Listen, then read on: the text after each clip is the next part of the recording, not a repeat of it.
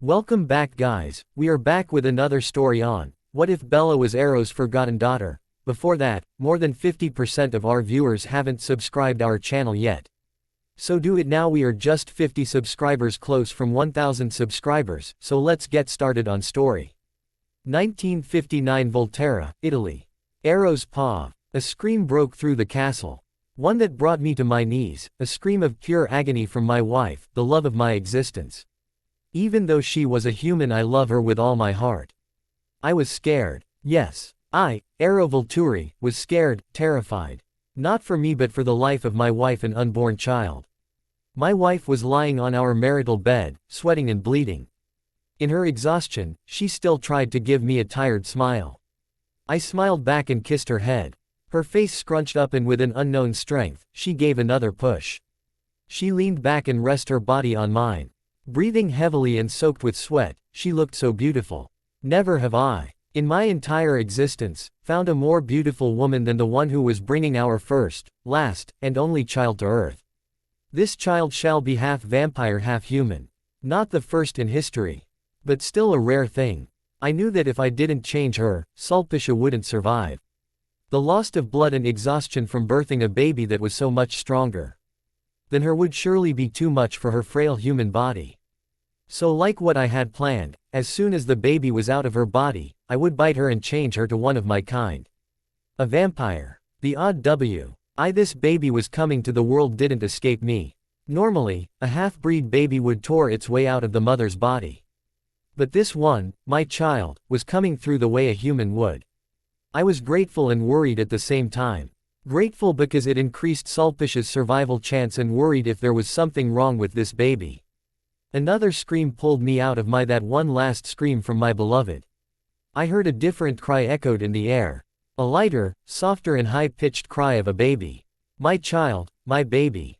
I looked down and saw my wife losing her consciousness. Without hesitating I bit her neck.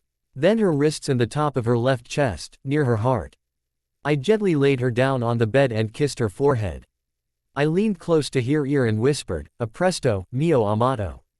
See you soon, my beloved." I heard footstep nearing and look up to see Esme, my old friend Carlisle's mate, holding a bundle. "Congratulations Arrow, it's a girl," she said. Then I looked at my daughter. She was so tiny but yet so beautiful. The thick hair covering her small head was brown, like my own, but curled at the end just like her mother. She had pink, rosy, cubby cheeks and small button nose. She also had her heart-shaped face. Her little ears already resembled my own. Her slightly thicker eyebrows were all Italian genes. She was wearing the cream-collared dress made by her mother. Esme must have dressed her after clearing all those blood off her small body. I wondered what color her eyes were. Just then, as if she could read my thoughts, the baby opened her eyes and looked at me with wide, frightened eyes. Her eyes were chocolate brown, just like me when I was human. Such a perfect combination of me and my wife. Her eyes darted around in curiosity, looking for something. Her mother, I presumed. Her eyes landed back on me as if asking who I am. Unpredictably, her small bottom lips trembled, and her expression became teary. She let out a small cry and squeezed her eyes shut. I panicked. What was I supposed to do with a crying newborn baby? I looked at Carlisle and his wife asking for their help.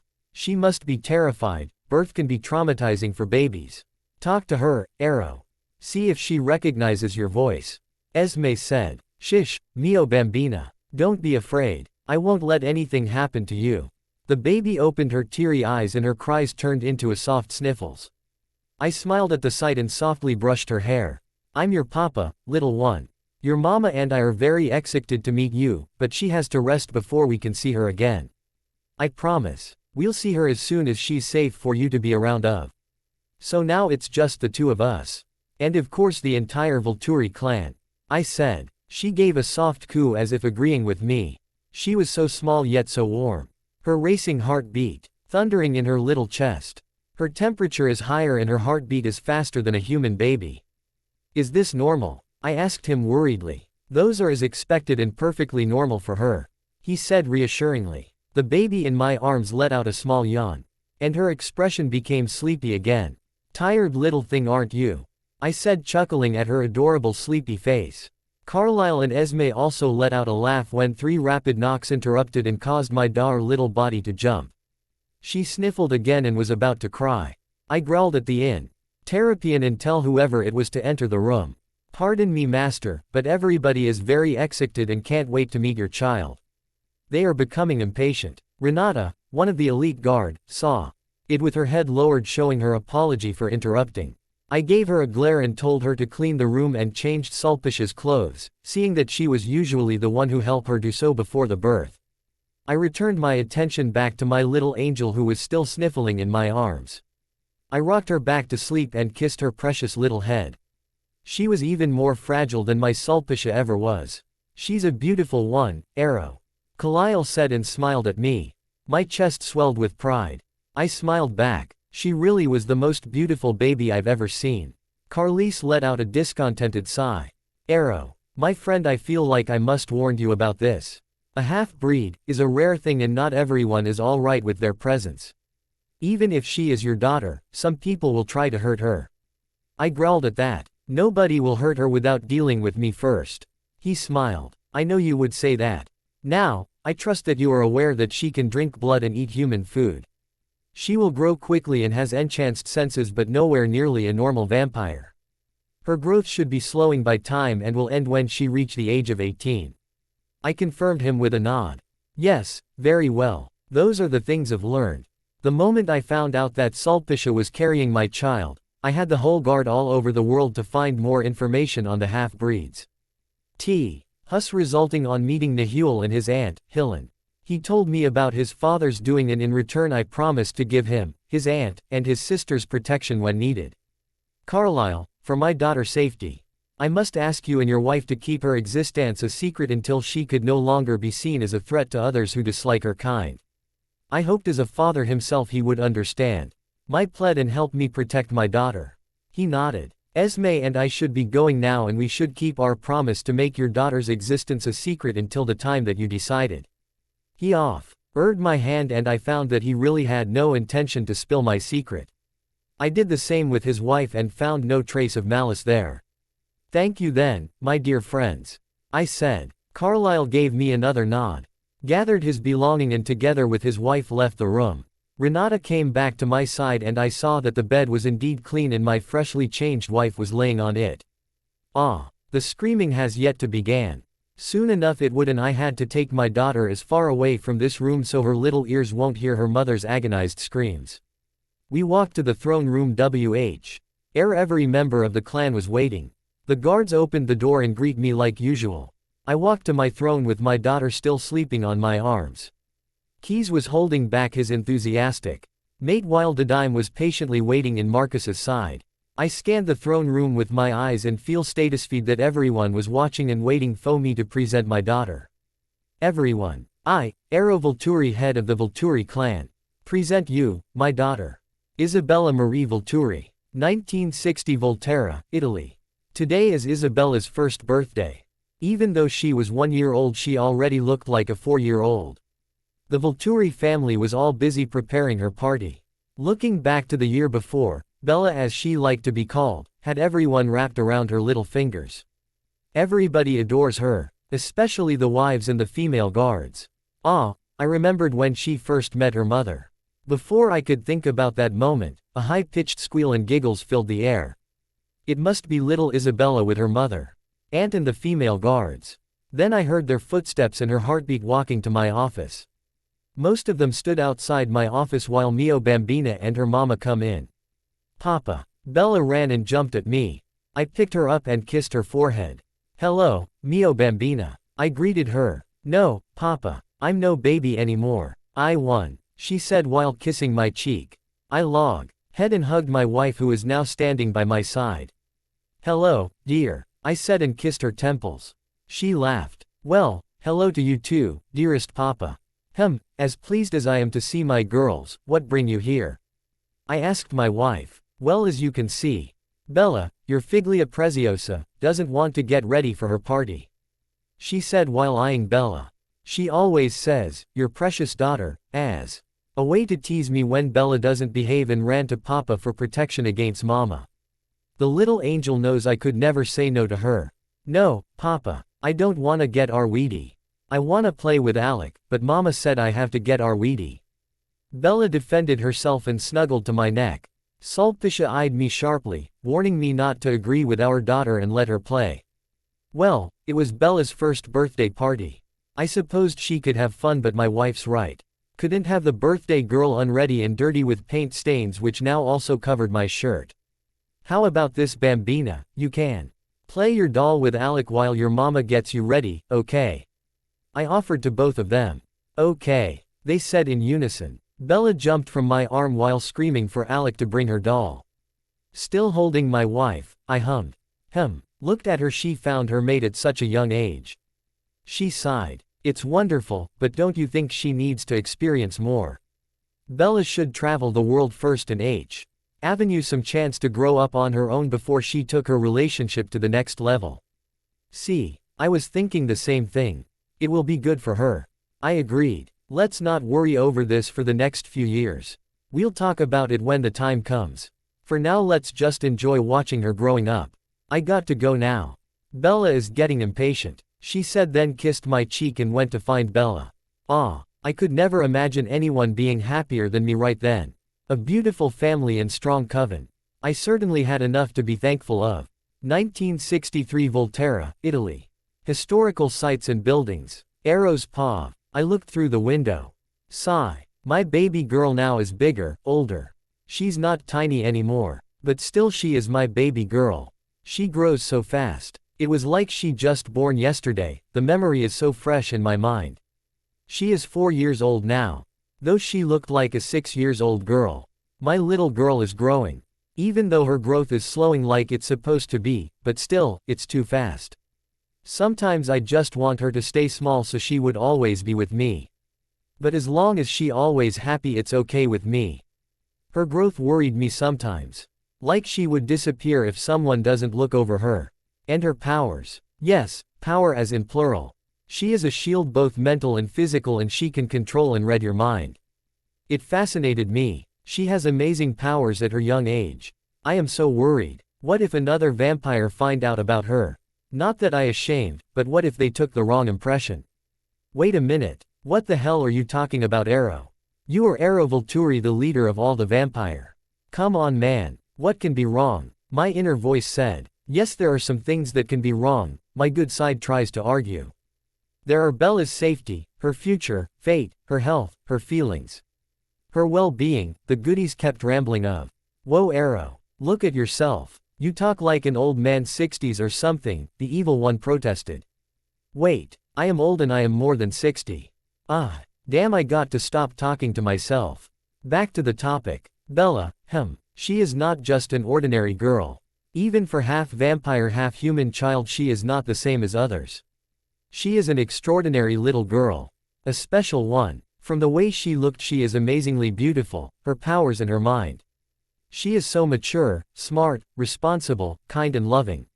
Sometimes, I wonder and believe that she is more mature than some of my guards, I mean Felix. I remembered the first time she spoke. It was when she was only over a week old and she looked like a 3-month baby. Her first word had been, Mama.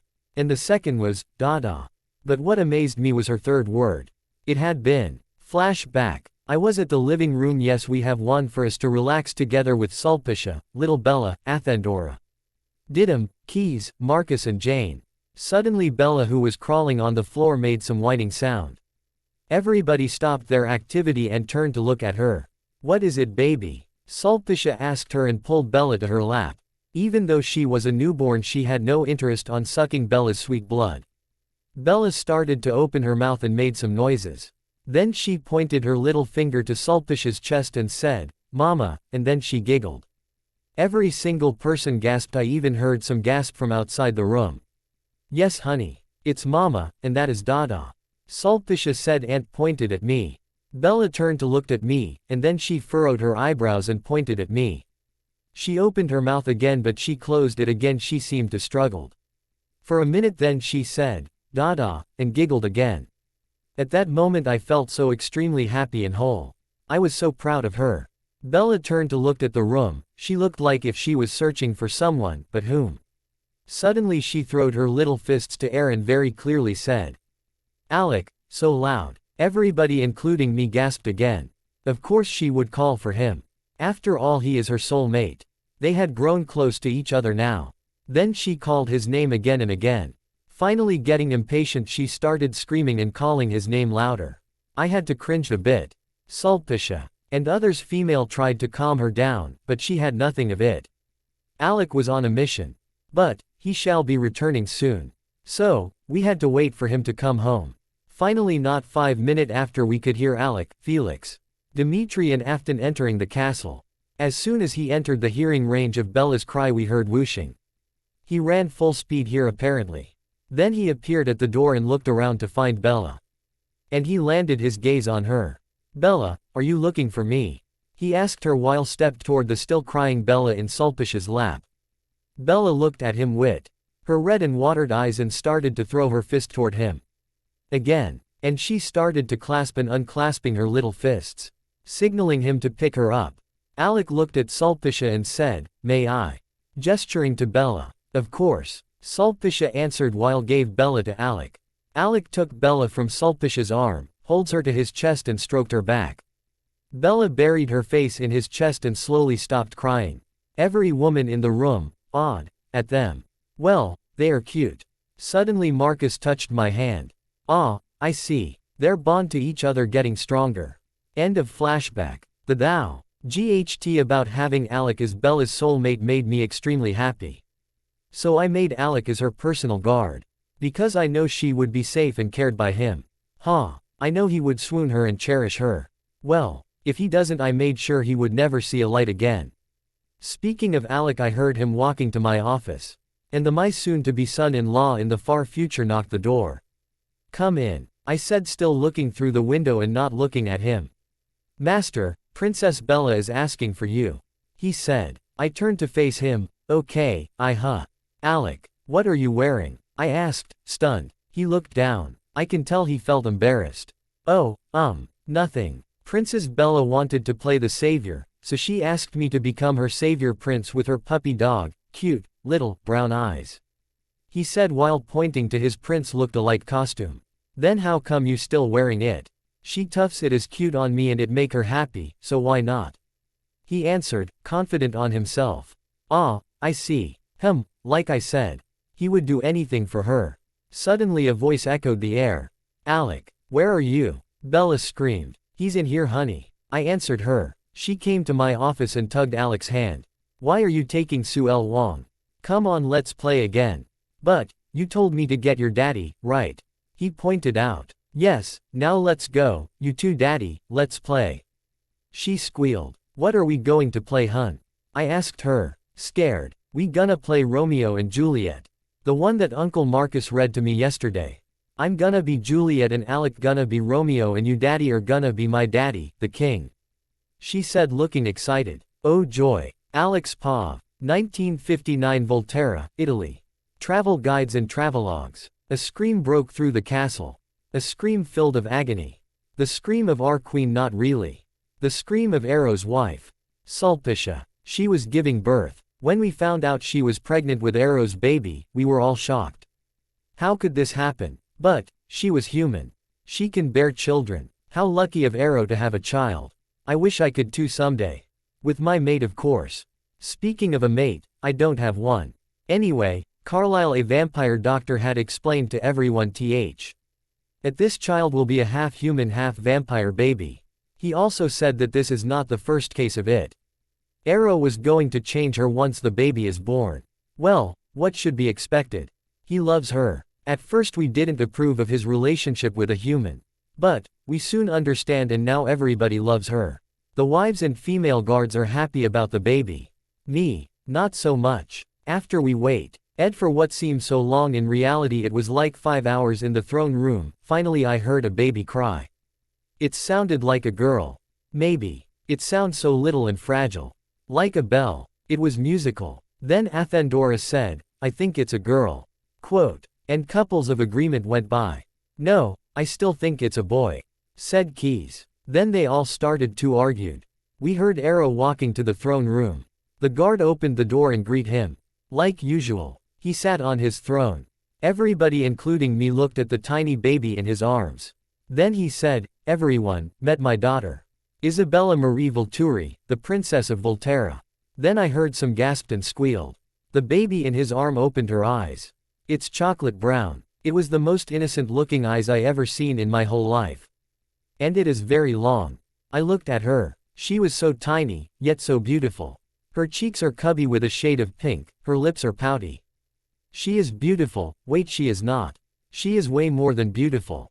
The way. Her upper lips are bigger than the lower one, her button nose, her cute little fingers and toes which were poking out of her blanket now. It is clear that beautiful isn't worthy for her. She opened her little mouth and yawned. The females, awed, at her. Then, she looked around the room and noticed that everybody was looking at her. She smiled a sleepy smile. Finally, she looked at me. We started at each other for a long time. Everyone just looking at us. Suddenly she turned her face to hide it in Arrow's chest. But, I caught a stronger shade of red at her cheeks. We could hear her heartbeat increasing a little. She is blushing. I made her blush. I don't know why, but I felt proud. And somehow I felt a deep connection to her. Something is pulling me to her. Suddenly, Marcus gasped and touched Arrow's shoulder. Then, Arrow gasped too. He said, "Ah, I see."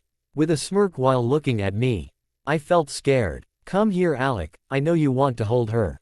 He said to me. "Really? I can hold her," I thought. I stepped toward him. Carefully. He placed Isabella in my arms while touching it so he cold read my mind. Good. Very well then," he said and nodded. When he placed Isabella in my arms, I felt whole. Like she closed a hole in my chest that I don't know was existed. I love her, I think. She felt so warm to me. Isabella then looked at me and touched my cheek with her little fist. I gasped. I heard a voice said call me Bella and a vision of her and me at some park, I think. Laughing and running. What was that? I said. Fascinated. Arrow came forward and touched my shoulder.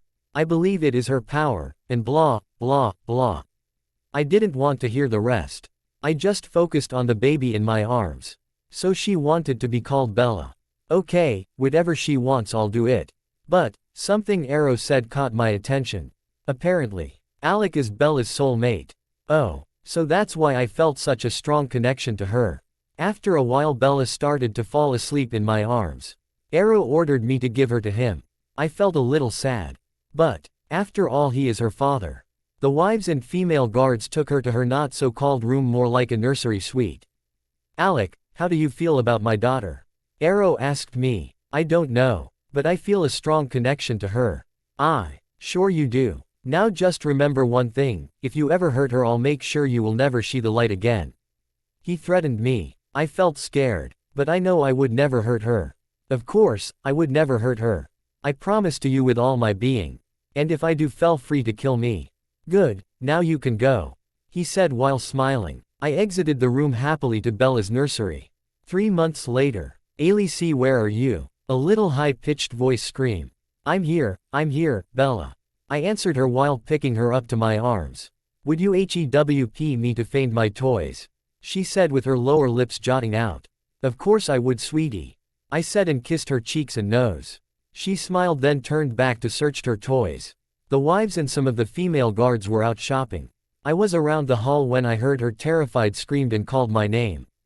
I ran to her room. What I saw made me furious. A vampire, who is not a member of the guard, pinned Bella to a wall and seemed ready to suck her dry. Bella screamed and kicked him. I grabbed his neck and threw him to the opposite wall. Then, I called another guards and the masters.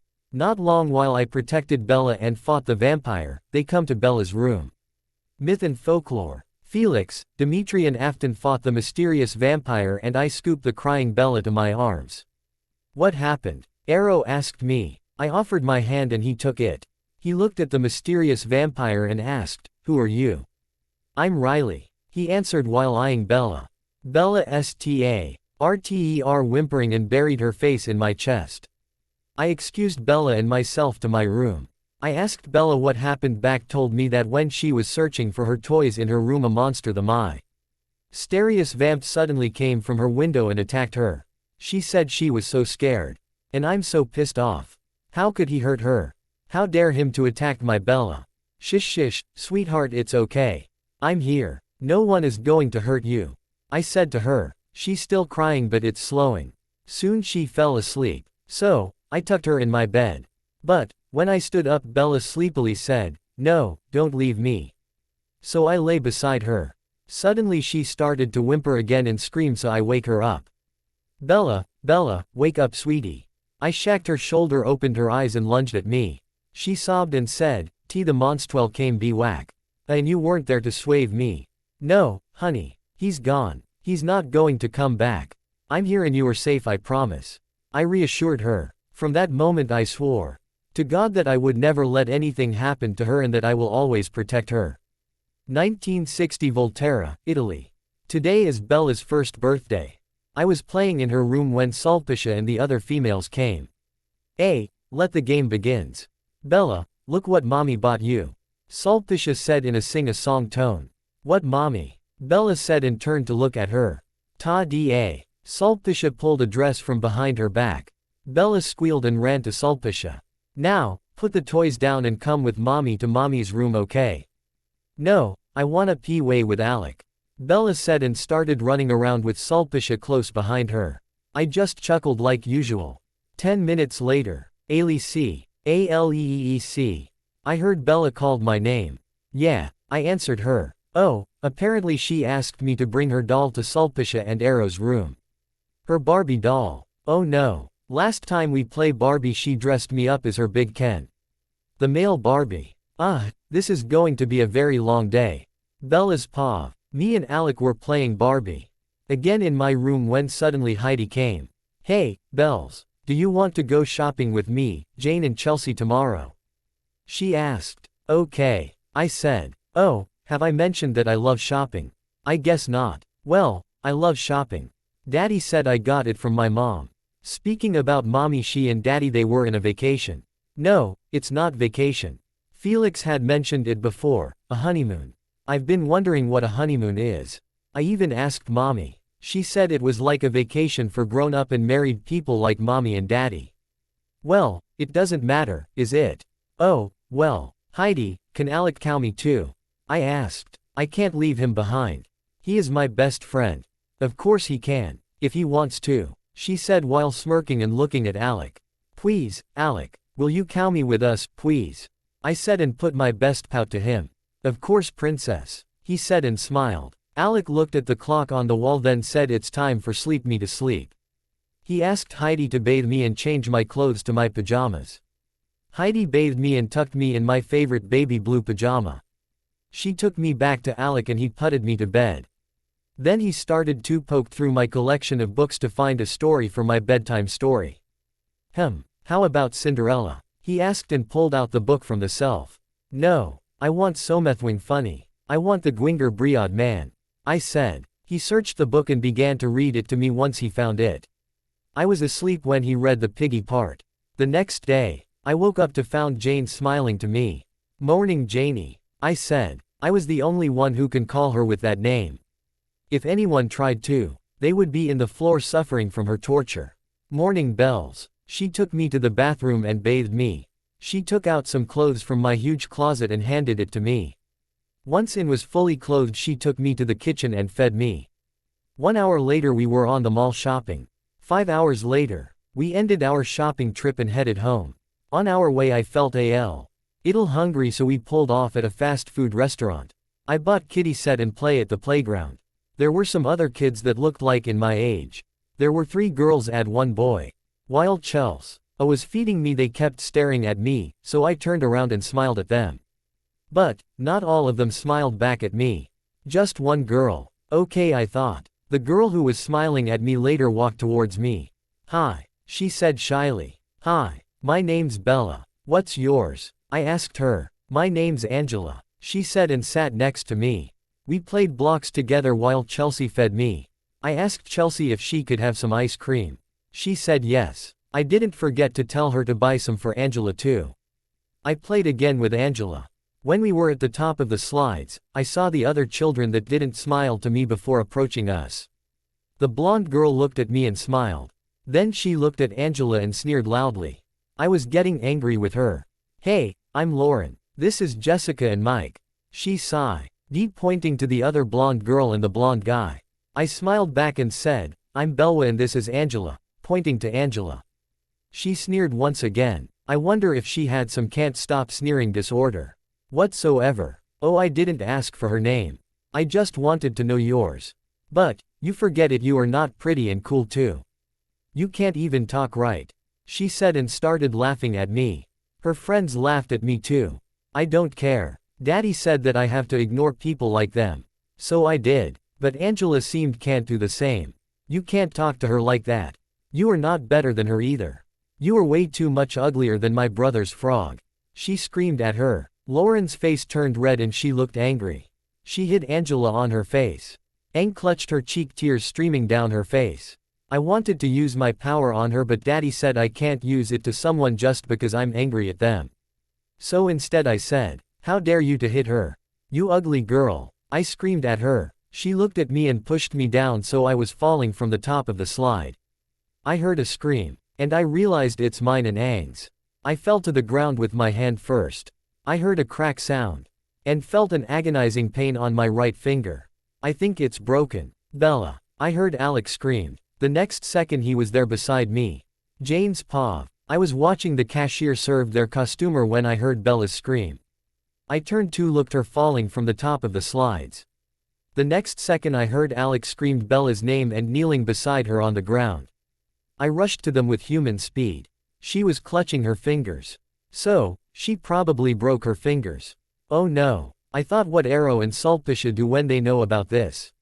That would be bad. Thank God they are no here now. They are now on their second honeymoon. I asked the little girl who was playing with Bella earlier what happened. She explained that Lauren, the other girl, had pushed down Bella. I heard some growls. I looked at that Lauren girl and before I used my power on her, Chelsea touched my shoulder and shook her head. I asked the Lauren girl who her parents are. She didn't answer me, so I said it out loud. An angry woman walked toward me and shouted at me for scaring her child.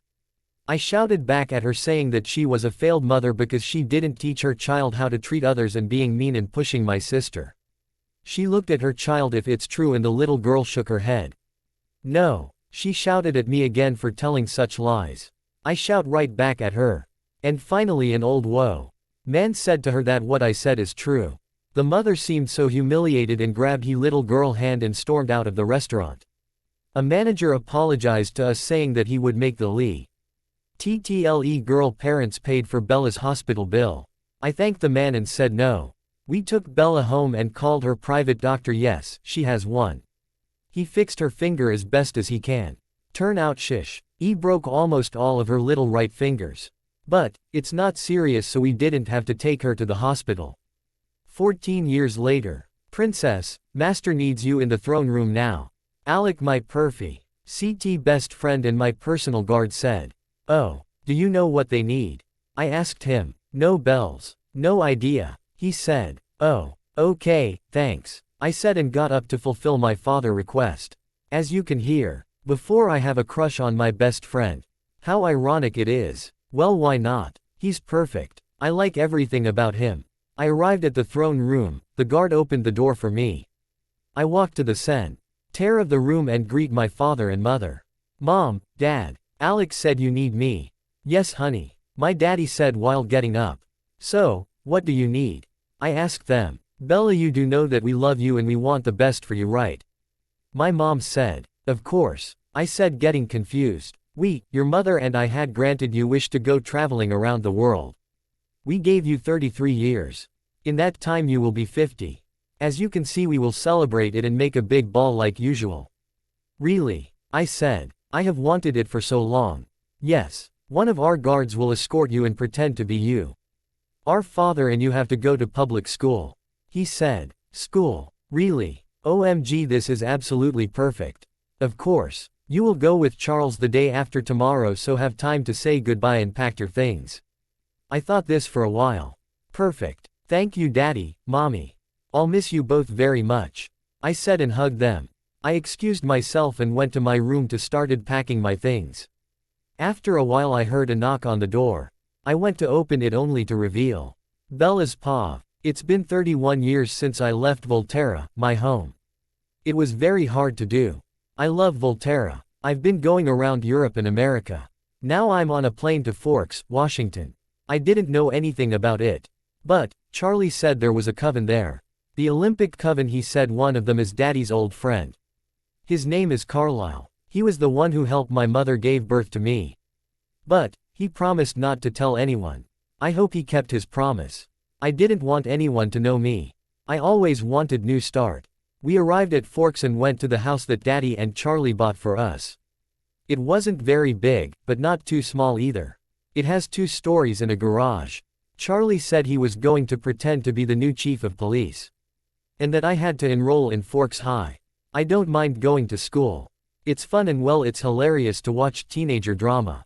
Ha ha. Very funny. I sounded like an old lady now. Well, I am 48 years old. But physically I looked 18. And some of you might think that I would be appealed to human blood, but no. Really? Well, yes, I drank them sometimes, but I am not appealed to them.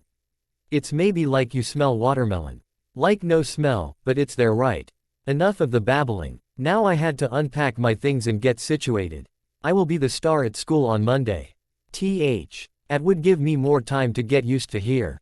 Leaving Volterra is the hardest thing I ever done. Yet, I missed my family, my caring, loving, wonderful, and protective parents, my amazing sisters, Heidi, Janie, and Chelsea. My favorite brothers, Dimitri, Felix and Afton, and most important person in my life, my best friend Alec. My last days in Volterra were amazing. And I am sure I would never forget it. Flashback. I opened the door only to reveal. Jane, Felix, what are you 2 doing here? I asked them. Is it true, Bella? You're leaving? Jane asked. Yes, Jane. I said, smiling. But, why? We would miss you terribly, Bells.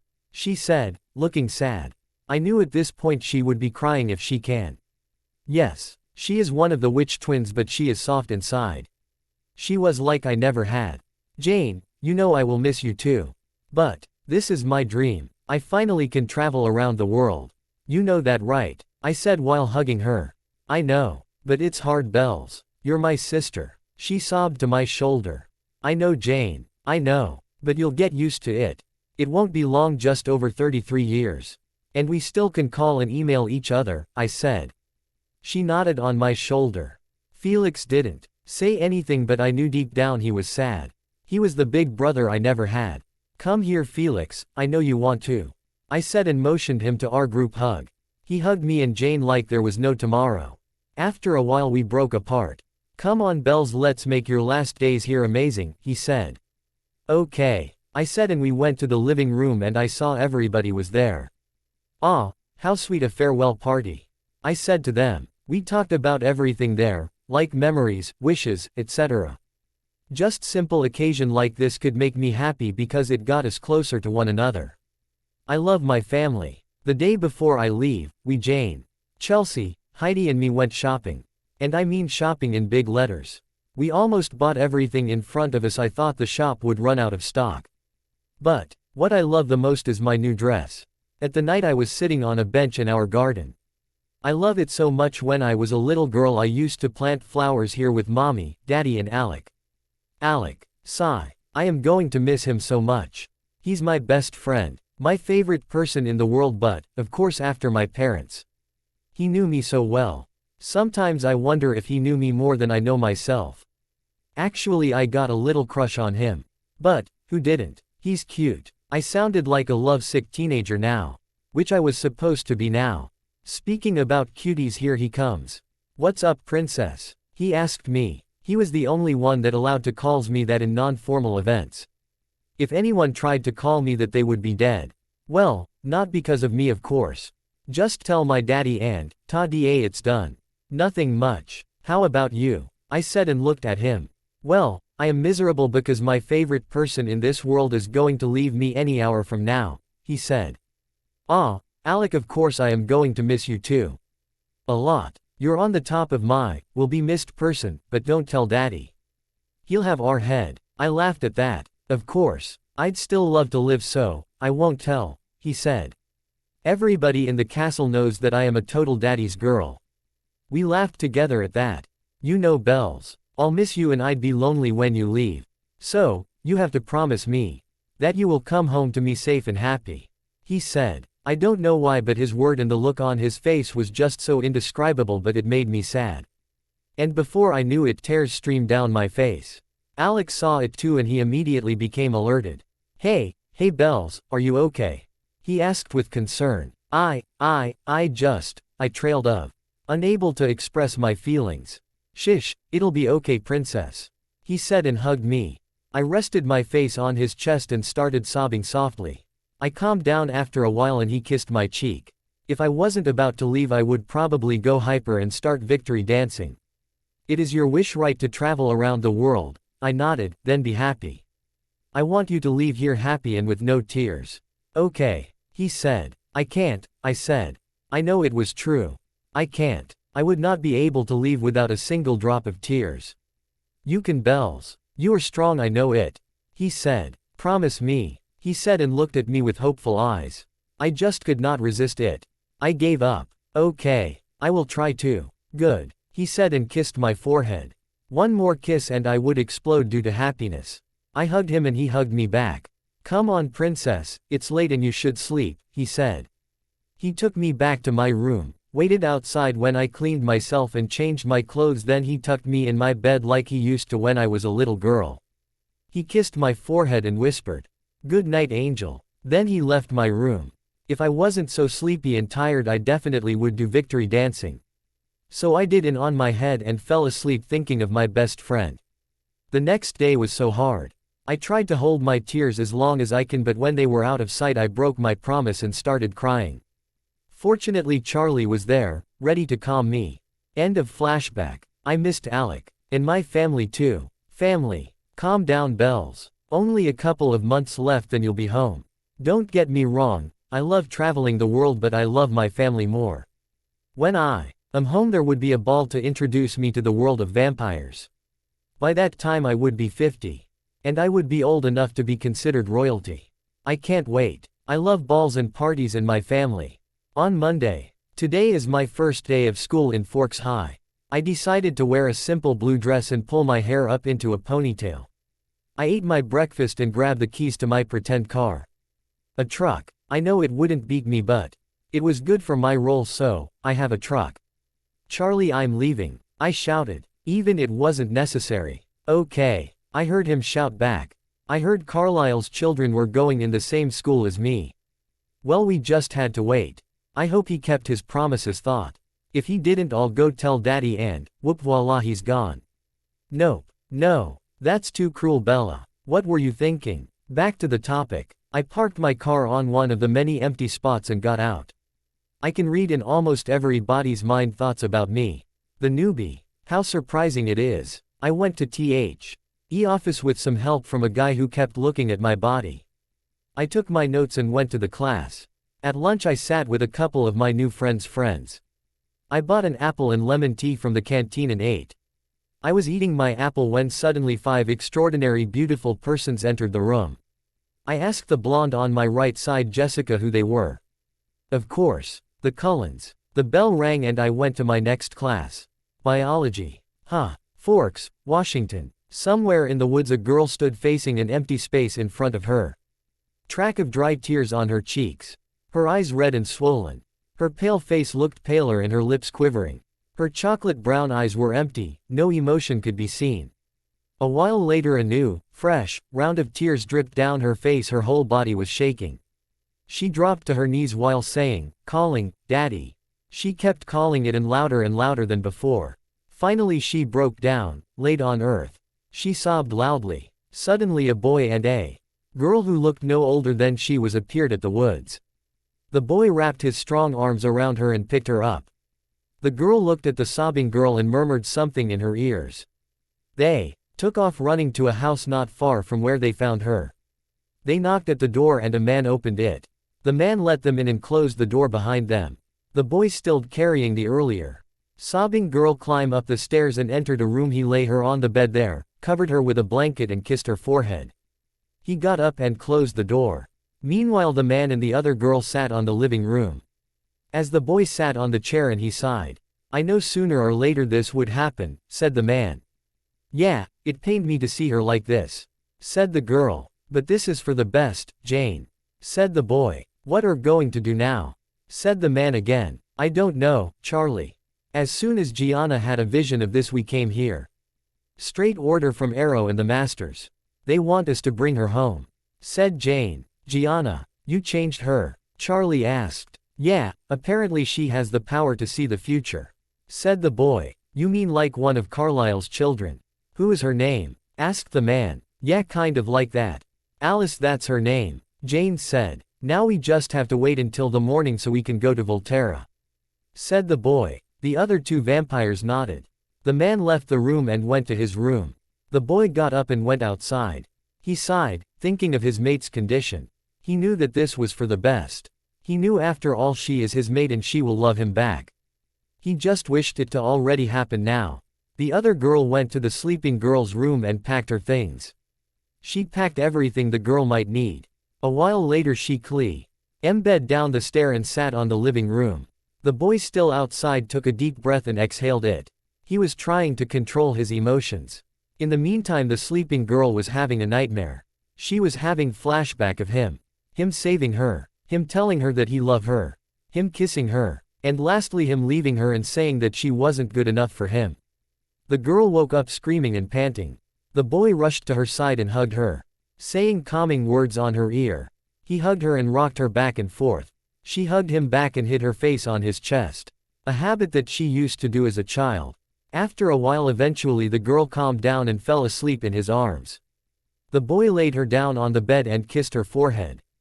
He prayed to God. He prayed to the God he believed in when he was a human. He prayed and begged him to take away the thing that scared her so much. The boy got up and left her room. He went downstairs and sat on the chair. What happened? Jane, who was still in the room, asked. She had a nightmare and woke up. The boy answered and put her face on her palm. Jane rubbed his back soothingly. The boy took a deep breath and calmed himself. I know you are worried, Jane said, but she'll be fine. I know it. You can't break down now, Alec, she needs you. She finished. Although Jane is cold to others, she was nice to her family. And the Volturi, who she thought as a family. She knew her twin brother very well. She knew that he is worried and sad.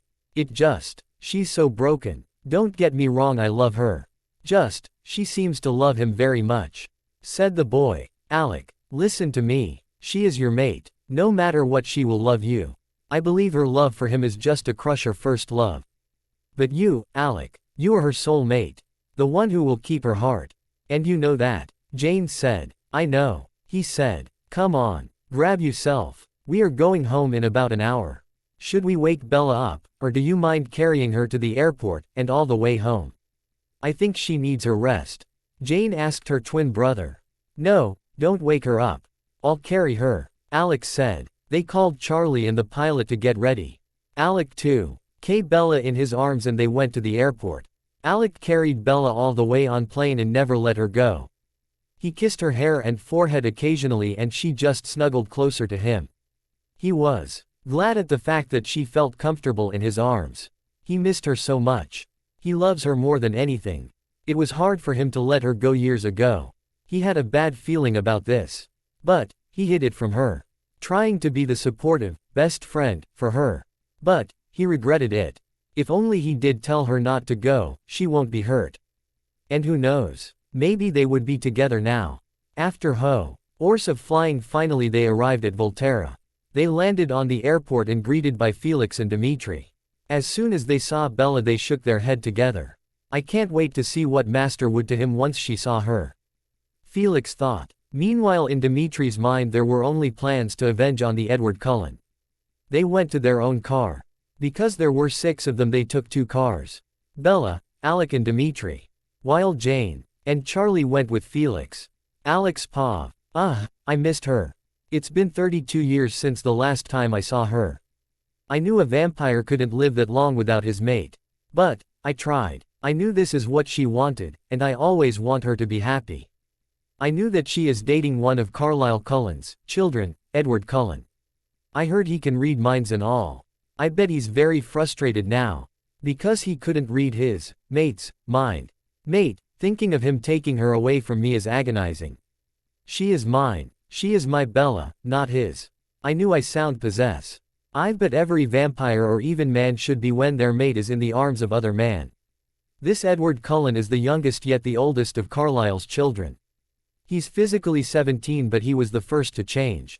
He is a teenager. Hormonal teenager. Arg, things he can do to my Bella. He is younger than me in both ages. And he is obviously no better than me. Not being rude or self-centered but, it's true. I knew Bella better than he does. I know every single thing about her, and he doesn't.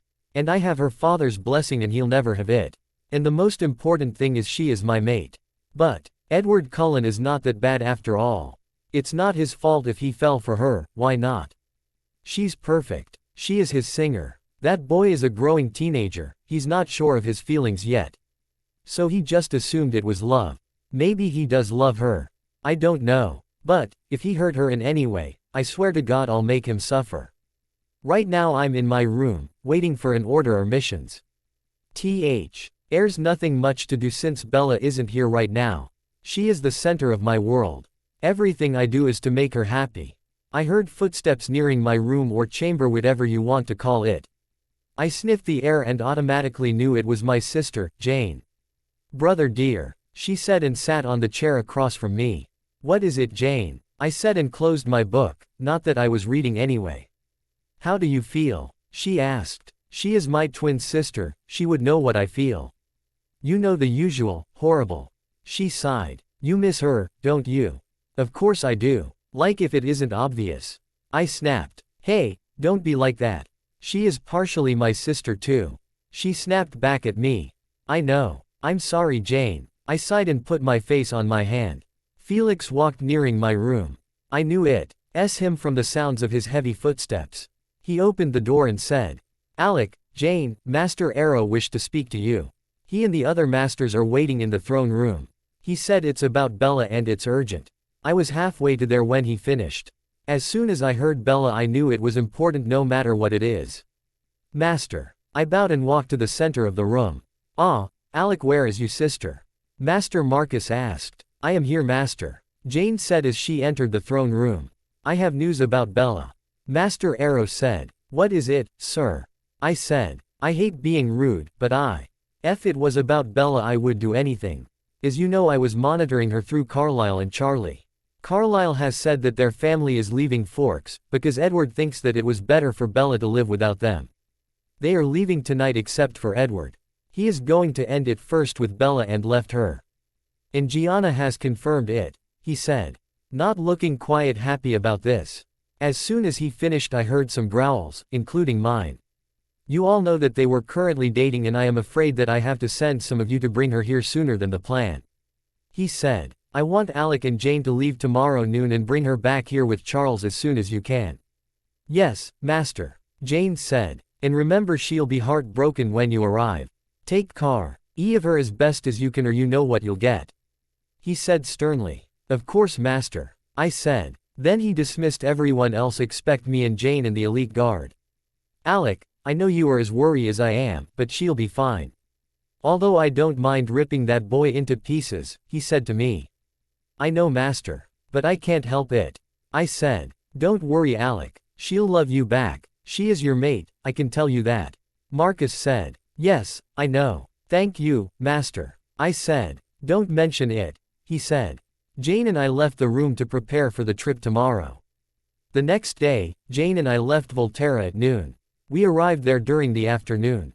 We ran to the forest to the direction of her house. I picked up her scent and ran to that direction. We found her not far from the house. She was laying on the ground and not in a good way. She was sobbing and whimpering. The sight of it broke my heart. Someone like her shouldn't be crying. She's too precious to be sad. But I was furious. How could he hurt my Bella? I am going to make him suffer for the rest of his existence. I picked her up and felt how light she is. Jane whispered, Noi siamo chi sorella, Sarat al sicuro, on her ear. We ran to her house and knocked at the door. Charles opened the door and let us in. I carried Bella to her bedroom and tucked her in. I kissed her forehead and went downstairs. I talked to Charles and Jane. We are going to Volterra on the morning. That night Bella woke up screaming and panting. I immediately calmed her down. I worried about her and her feelings to him and to me. What if she loved him, not me? Jane confronted me about it. And I knew she was right. On the morning we went back to Volterra. She was sitting in my lap as I carried her on the plane. I am never going to let her go, ever again. Da proseguire. Noi siamo qui sorella, Sarat al sicuro equals we are here sister, you will be safe. Bella's paw. I don't remember much after he left me in the forest. What I remember is me one whispered something in my ears and brought me back to the house. They tucked me in my bed and I fell asleep. That night, I dreamed the most terrifying nightmare I ever had. It was about him saving me, him telling me that he loved me, him kissing me, and lastly him leaving me and saying that I wasn't good enough for him. I woke up, panting and screaming. Someone calmed me down. I susped. ECT brought my face to his chest and hugged me. He said shooting words in my ears. It's okay, princess. I'm here, honey. You're safe. Everything's gonna be alright. I don't know why, but his presence and words made me calm. I felt at peace and I fell back to my dream world. When I woke up for the second time, it was bright outside. I realized that I wasn't in my room anymore. Where am I? I looked around and felt familiar. I checked on my surrounding again and gasped. Oh my God, I am in my old room. In my home. I am in Volterra. How in the name of Volturi did I get here? Oh, right. Someone brought me here, I guess. I remember after he left me in the forest alone. I am Isabella Marie Volturi, had no fear. Except to be alone. Since I was a baby I've never been alone. The last time I was alone a stranger vampire attacked me. I think his name is Riley or something. That's why my parents never let me be alone. I was always with one of the guards.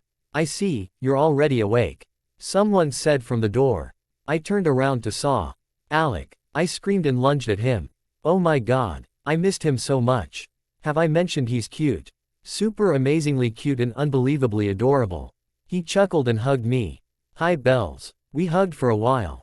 For a moment there, I didn't feel lonely. I felt safe and loved. Wait, loved. Where did that come from?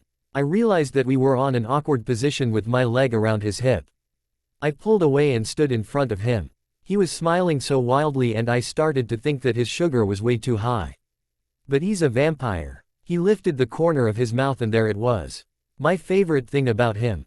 His smirk. Oh my, it's too cute, I think I'm going to faint. Wait, is that even possible? Oh well, how are you feeling? He asked me. I'm better now that I'm here. That's true. But it's not exactly what I felt. And he could tell that. Come on Bells, you know you're a bad liar. Tell me the truth, he said to me and looked me on the eyes. I sighed and sat on my bed. Honestly, I feel miserable. My ex-boyfriend just broke my heart and left me in the forest. Alone. You know how I feel about being alone. I said and looked down. Oh, princess, it's okay to cry. I know you feel miserable. He sat down beside me and hugged me. I sobbed to his shirt. He just hugged me and let me ruin his shirt. I mean, what did I do wrong? Why wasn't I enough for him? Am I really that worthless? I sobbed louder. Shish, you're not. You didn't do anything wrong. You are more than enough. You're beautiful. It's not your fault. It's his loss. He told me. I cried again. I didn't know how long I cried, but before I know it I was boarding my dreamland. The next time I woke up it was dark outside. I took a bath and cleaned myself. After that I went to my closet. But I realized that I didn't have fitting clothes. I have to go shopping. I noticed a black dress and everything I need on my bed. I put them on and it fitted me. I guess it was Heidi's or Chelsea's job. I sat on the bed and sighed. Why? Why did he leave me? Am I really that bad? Was Alec right? He really thinks of me that way. I loved Edward. He was sort of perfect. He was a total gentleman, he was kind and loving. And he loved me. He made me feel saved and loved. I knew I should move on. If he left me that means he is not my soulmate, right? Sure, he is my first love and all that. But, maybe he's not the one. But, where can I find him? He could be anywhere. I know every vampire have a mate. But sometimes we have to wait for decades to meet them. To meet our mate. Like my daddy and mommy, they found each other long after my daddy's birth. How can I stand being alone for so long? I used to him loving me. But he left, so. I knew I sounded selfish, but I really wanted to meet my mate. Where is he? Just then Alec entered my room. Bells, Master Arrow and Sulpish are waiting for you in their chamber. He said. Okay, thank you. I said and stood. Do you remember the way? He teased me. Oh my god, no. I just lost my mind. I mocked him. He laughed and smiled. Okay, then, let's go. We walked to my parents' chamber. It was silent along the way but it was comfortable. Alec knocked their door. Come in. My daddy's voice answered. Alec motioned his head to say, get in. I entered the room. I saw my parents on the sitting area and ran there. Mom, Dad, I literally jumped on them. I hugged my mom and sniffed. Smelling her sweet smell. My dad laughed and joined he hug. It's nice to have you back, Bells. He said. Yeah honey, I really miss you. My mom said and kissed my forehead. My dad did the same and we hugged again. I really didn't want to let them go. I really miss them. I haven't seen my parents for so long. We pulled apart and sat on the couch. I sat between them. I didn't care if someone thought that I acted like a child. I was really close to my parents. They always spoiled me. Sometimes I had to stop my mom from buying so many things for me. I snuggled to my mom. So, how was the trip? My mom asked me. It was fun. I have a lot experience. It was true. Honey, tell us all. My dad said. More like commanded. Okay. I said. I used one of my powers and project everything from the beginning to after he left me. My dad growled and said. I'll kill that boy. No one dares to hurt my baby. No daddy. Don't. I said. And added, please. He sighed and hugged me. I just don't like it if someone hurt my family. My mom nodded and hugged me too. I started to cry. She rubbed my back. After I calmed down, my dad asked why I didn't want him to kill him. It's not his fault. Maybe he just bored and tired of me. Maybe he's right, I am not worthy of love. That made my dad angrier. That's not true. You are not boring. You are beautiful and smart. He's the one who is not worthy of you. He shouted. I knew of course he would say that. I am his little girl, he's my dad. And he loves me. Of course he would say that. We talked for hours. On that neg. Everybody gathered around in the throne room. They throw me a homecoming party. I had a lot of fun. I missed them so much. We stayed until midnight. My mom fussed because she thought I needed my rest. So I went to my room. That night before I slept, I thought of everything that happens. My dad told me he was watching me through Carlisle and I understood he just worried about me. And it was Alec and Jane who brought me here. I thanked them at the party. If he could forget me and move on, why can't I? There's nothing impossible if we want something right. Bella's paw. A week after I arrived home, things was getting better. I wasn't as depressed and sorrowful anymore. Well, I was more than happy. Well, part of me would always love him because he was my first love. But part of me would always hate him too.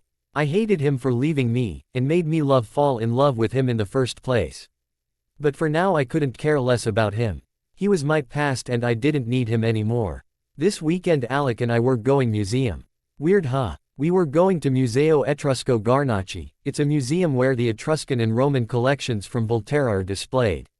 The museum wasn't that far either. Alec won't need to run far. It was on Palazzo dei Priori, it's like on top of us, right? Well, anyway, I couldn't wait to go there.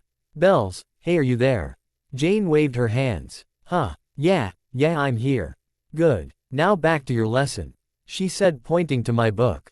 I currently was learning a new language. Mom and Dad said it was important. I have to learn major language so I can communicate with everyone. So, from now on I have to study every Thursday with Jane for 2 hours. Jane, could we take a break? I'm tired. Sure, beside it's been 2.5 hours. She said calmly. What? Why didn't you tell me? I closed my book and got up. You didn't ask and I thought you were enjoying it. She closed her book too. Jane, you're a pain in my ass. I said. Yeah, sure, but you love me. She said, grinning. You're right. I said. So, about your plan with Alec this weekend, she began. I heard you two are going to the museum. Is it a date? She asked while grinning. What? Jane, no I don't I don't, we aren't. I stumble around and blushed like mad. What? You're not what? Come on Bells, you can tell me. She said. I don't know. Now that I rethink of it.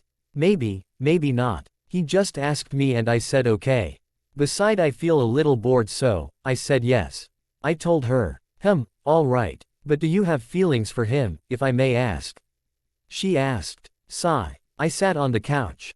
I honestly don't know. I feel safe and loved around him. His presence alone make me calm and happy. He always knows how to treat me and he was always there for me. When I was away he was the one I missed the most. I don't know, I ramble off. So, I think you do have a feeling for him. She said thoughtfully. I don't know Jane. I think I'm not ready to start a new relationship. I can't imagine going through that again. Especially with Alec. I shuddered just thinking about it. That's interesting. Okay. I think you should. She was cut off by a very familiar voice. Jane, I think that's enough. Master Marcus is asking for you. Alex said from the door. Oops, busted. Jane said. Jane, Alex said a little harshly. Geez, Alec, take a chill pill. Jane said and walked out of the room. Oh my, was he here the whole time? Did he hear what I said? Oh God no. Alec, how long have you been there? I asked him. Not long enough to hear what you two were talking about, if that's what you were asking. He said and smiled. No, that's not, I answered. It's okay. He said. All right. Alex smiled again and left the room. Oh gosh, that was awkward. Alex paused finally. I was walking down the hall to find Jane when I heard. I honestly don't know. I feel safe and loved around him. His presence alone make me calm and happy. He always knows how to treat me and he always there for me. When I was away he was the one I missed the most. I don't know, I heard Bella said. So, I think you do have a feeling for him. Jane said. What? Who? Another guy. Oh no. Who is it? I'm jealous. I don't know Jane. I think I'm not ready to start a new relationship. I can't imagine going through that again. Especially with Alec. She said again. Oh me. It's me. Me, really? Oh Jane, how much time I had to tell her not to force her. Sigh. That's it. That's interesting. Okay. I think you should. Jane, I think that's enough. Master Marcus is asking for you. I cut her off. Oops, busted. She said. Okay, that's it. Jane, I said a little harshly. Geez, Alec, take a chill pill. Jane said and walked out of the room. I looked at Bella and saw her face was almost as red as a tomato. Alec, how long have you been there? She asked. Not long enough to hear what you two were talking about, if that's what you were asking. I said and smiled. No, that's not, she answered. It's okay, I said. All right. I smiled again and left the room. Oh gosh, that was awkward. She felt that way about me. Really? Not good enough for me, but yeah, we made progress, right? God, I hope she would feel the same about me. I'm willing to wait as long as she wants. I would do anything for her. I love her so much. I wait in front of Marcus's office. As soon as they finished their business, I dragged Jane to her room.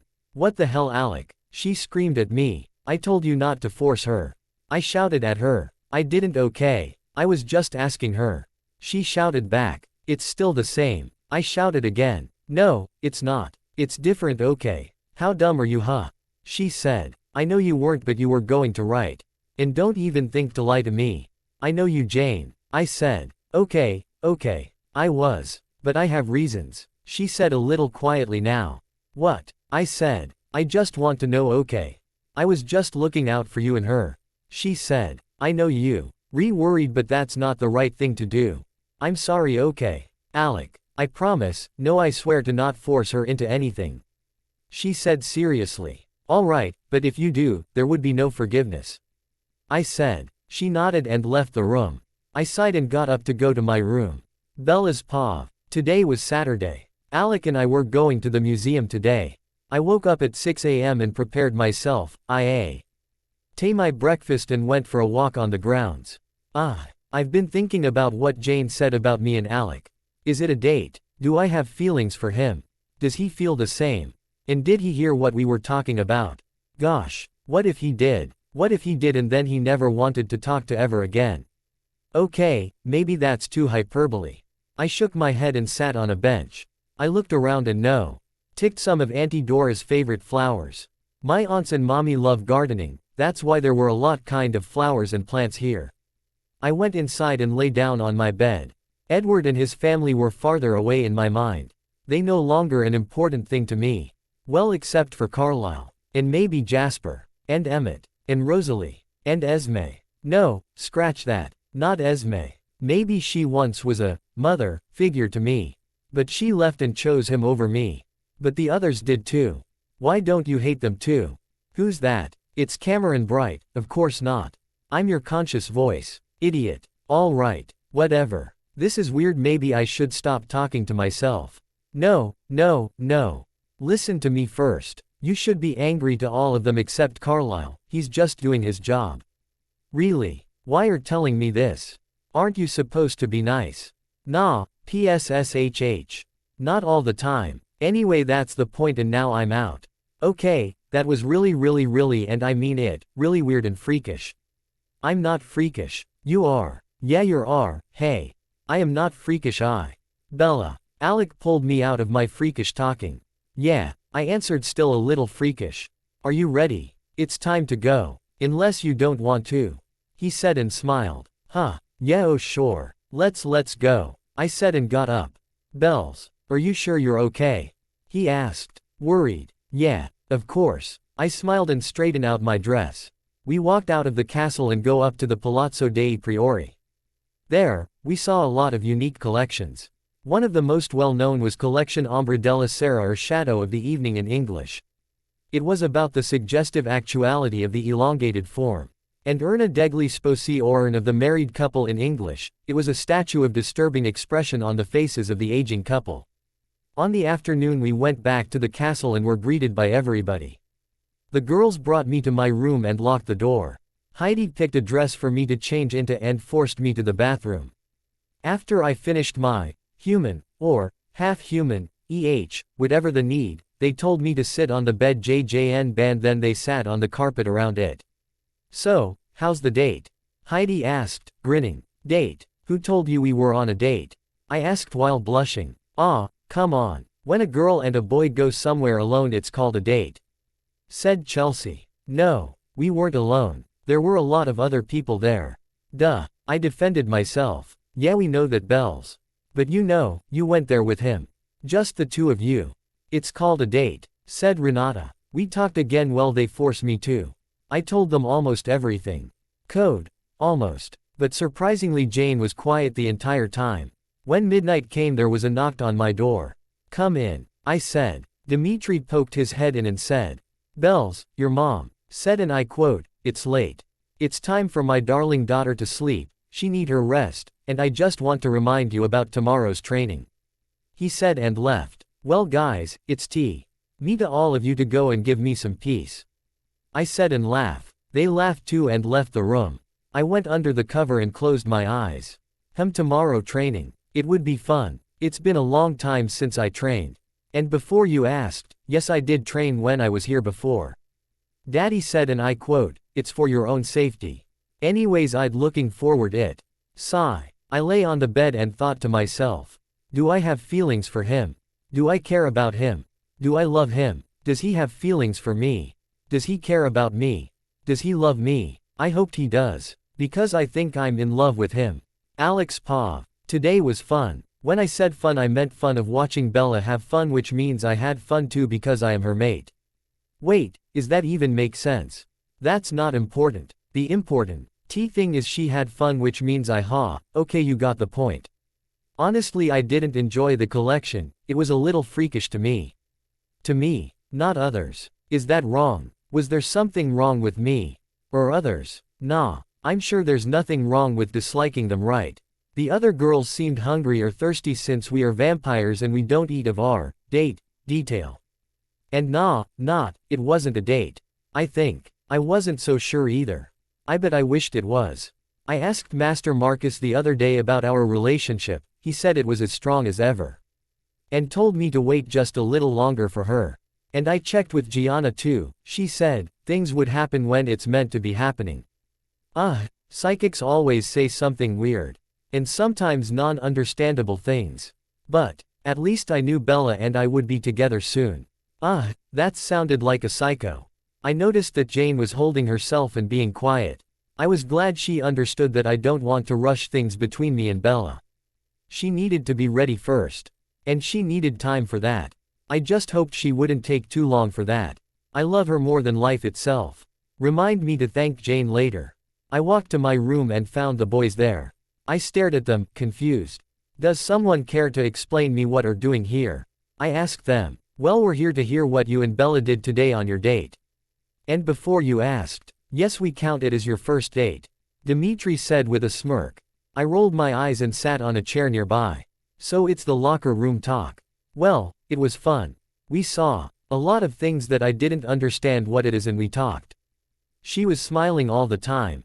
That's great, right? I told them. We talked for more until about an hour before midnight. I shoved them out of my room and locked the door. I sat on my couch near the bookshelf. I picked a book and read it. At least my eyes and mind were trying to, but not my heart. It was still aching for Bella. It hurts to be away from her. I ignored the pain and continued my reading. Unknown Pav. Ha ha. They fell for my trick. Finally the world would be at peace, no more controlling rulers. They couldn't do anything soon. Finally my plan is working. Soon the world would be under my control. Come back here, I heard my partner said. What? More? We have been doing this for hours. Yes, I'm not finished yet. It has to be perfect.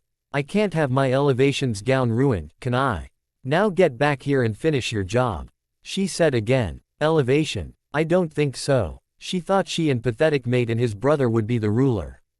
No, I will. And nothing can stop me. If her brilliant plan wouldn't work, then all I have to do is get her back. Like I said, nothing can stop me. I'll make sure of it. Bella's Pav. It had been 4 months since I've been back to Italy. And I was getting a lot better each day. I was always happy. I felt saved and loved here. I knew there were a lot who loved me here, like Mom, Dad, and Alec. Sigh. Alec. I think I kind of figured it out. I think he loves me. But I didn't know for sure. But one thing I knew is that I might be in love with him. Key word, might be. I wasn't sure of how I feel. I am almost positive that I love him, but I'm not so sure about it. Okay, I think you get the point. I wonder who could help me with this kind of thing. Maybe Mommy knew. I should ask her then. I went to her room and knocked the door. I knocked it 3 times, then paused, and knocked 2 more times. It was my signature knock. She wanted me to have one so she'll know when I visit her, to keep on her guard. She pulled me in and closed the door. She sat on her couch and asked, "To what do I owe the pleasurable visit?" I rolled my eyes and said, "Nothing, Mom, I just want to ask you something." "Shoot," she said. "Mom, I am so confused right now. I don't know how and what to feel." I told her. "Okay, sweetheart, what happened? Tell me," she said and took my hand in hers. "Mom, I don't know what I feel. I feel something for Alec, but I don't know what is it. I just can't find the right word to describe it." She smiled and said, "Bells, tell me something. How do you feel when he is around you? How do you feel when he is not around?" I sighed again. "When he's around I feel saved and loved and all tingly and happy. But when he's not I feel something is missing and not right," I said, and she smiled again. "Honey, that's exactly how I feel for your father. Maybe it's not my place to say this, but I think you are in love with him," she said. The N looked at me, "But you can ask Marcus for sure. He's the love psychic, you know," and winked at me. I laughed at her and said, "All right, Mom, I'll talk to him." I got up and kissed her cheek. Sigh. There were only 4 words that I really heard and remembered clearly. In love with him. It's literally spinning in my head and I think I might faint. Well, not really. I decided to visit Uncle Marcus and asked him the same question. I went to his office and knocked the door. "Come in," he said. I came in and sat in front of him. "Hi, Uncle." "Yes, hello to you too," he said and put down his books. Can I ask you something?" I asked him. He chuckled and said, "Yes, I already know what you're here for." "Then what is the answer?" I said. "Well, maybe this is the right time to say this, but I doubt your dad would be happy about me telling you, but anyway you deserve to know," he said thoughtfully. "Well, what is it?" I urged him. "Finally the truth." "Well, your bond to him is a bond of a Marcus, that's enough. Bella, come with me now. Your mother is asking for you." Suddenly Daddy came and interrupted our conversation. "But Dad, No buts, Bella. Come with me now. or there will be no going out with Alec tomorrow," he said strictly. "Fine," I said a little harshly. Marcus was smiling the entire time we argued. Daddy dragged me out of the room and pulls me towards his room direction. He closed the door and called my mom. My mom came rushing and asked what was happening. "Real estate. You were asking for me," I asked. She looked past my shoulder, to my dada, and then said, "Yes." "Really, Mom?" I asked her. "Yes, of course. I was wondering, would you like to help me taking care of my garden tomorrow?" She said, and I knew she was lying to me. "All right, Mom. Yes, I will. What time?" They must have a good reason for doing this. "In the morning. I know you will have a busy evening and probably night in the afternoon too," she said, still smiling and lying. "All right, Mom. Can I go now?" I asked and stood up. "Yes, darling," she said. I left the room and went to the library. I knew Mommy was lying to me. And Daddy intentionally interrupted mine and Marcus's conversation. I really want to know what our Alec and I's bond is. Could he be my mate? My other half? My lover? Or is he just like my brother? And protector? I didn't like the second opinion, but maybe he is. Thinking of that was making me a little sad, so I stopped. I picked out a book randomly and read it. Surprisingly, it was Romeo and Juliet, one of my favorite books. I read it for the 1000th time and just sat there until someone covered my eyes. "Guess who?" said the slightly husky, melodic and beautiful voice that I'd know anywhere. "Oh, is it my new maid?" I teased him. He mock gasped and uncovered my eyes. I turned to look at him and saw him pouting. "Aw, that's so adorable." I giggled and kissed his cheek. He stopped pouting and kissed my cheek too. I blushed lightly. "So you're so-called Majesty Princess Bella. I was wondering if you interested in joining me, riding a horse, tomorrow afternoon," he said and bowed. I giggled again. He took my hand and kissed the back of it. I blush again. "Why, yes, of course, I will. Besides, what kind of a lady won't?" I said with a fake southern accent and laugh. He laughed with me and tucked my hair behind my ear. "You look beautiful today, Bells," he said. "Thanks. You're not that bad either," I said. It was true. He actually looked very nice and cute, I might add. He was wearing a gray and black long-sleeved tight shirt that was rolled up to his elbow and black not too tight pants with black shoes. And I thought I dressed myself pretty good too this morning. I was wearing a little black dress that wasn't too revealing. Daddy would kill me if I wear that kind of clothes, and just fell below my knees in a flat silvery gray shoes. Footwear. "So, what were you doing before I bug you?" Alec asked and sat on a couch to my left. Nothing interesting. Just reading a book," I said. "Really? What kind of book?" he asked. I knew he wasn't a big fan of books, but he always respected my passion for them. "Just the usual. You know, Romeo and Juliet," I told him. He groaned. I giggled. Again. For the God knows how many time. Again. "I'm sure it's very interesting, but Bella, you've read it every day for almost half a century," he said while lifting his hand in surrender. "I know that. But I'm just not interested in finding another book," I said. And that was true too. He shrugged and got up. He found a book of poetry by some Italian guy whose name I can't even say. After at least an hour we went to my mom's garden and just talked nonsense there. I was a little thirsty actually. And needed to hunt. I thought Alec noticed my discomfort and asked me when the last time I hunted was. I just smiled sheepishly and said it was a little over a month ago. He glared at me and told me to change my outfit into more proper clothes for hunting. By the time I finished changing, Alec was already there looking good in his new clothes. Of course he does, duh. "Oh yeah, have I told you about this?" "No." "Oh, sorry. Alec and I hunted animals, but sometimes we drank from human too. So we are omnivore." "Yeah, kind of like that. I love hunting animals because it gave me an adrenaline rush. But humans, it's only natural for us, vampires, to eat them." My eyes don't change color, they were always brown, but Alec's were either reddish or goldish. "It looks good on him." "Well, basically everything does." We ran all the way to the forest and sniffed. I caught a scent of a lion. I followed its direction and sprung on it. The lion was a male and it tried to fight me, but I was way stronger than him. I snapped its neck and inserted my sharp teeth. I drank all of the blood until the lion is dried.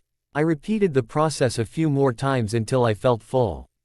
I ran back. To where Alec and I separated and waited for him. 5 minutes later he came. He still looked very nice and neat. Well, I did too. Anyway, we ran back home and said our see you tomorrows. I took a long nice bath. I lay on the bathtub and begun wooing myself. It felt good after our hunting. I closed my eyes and drift off. A gentle shake woke me up. Bells, wake up honey. You've been here for far too long. You'll catch a flu if you don't get out now, and we don't want that, right?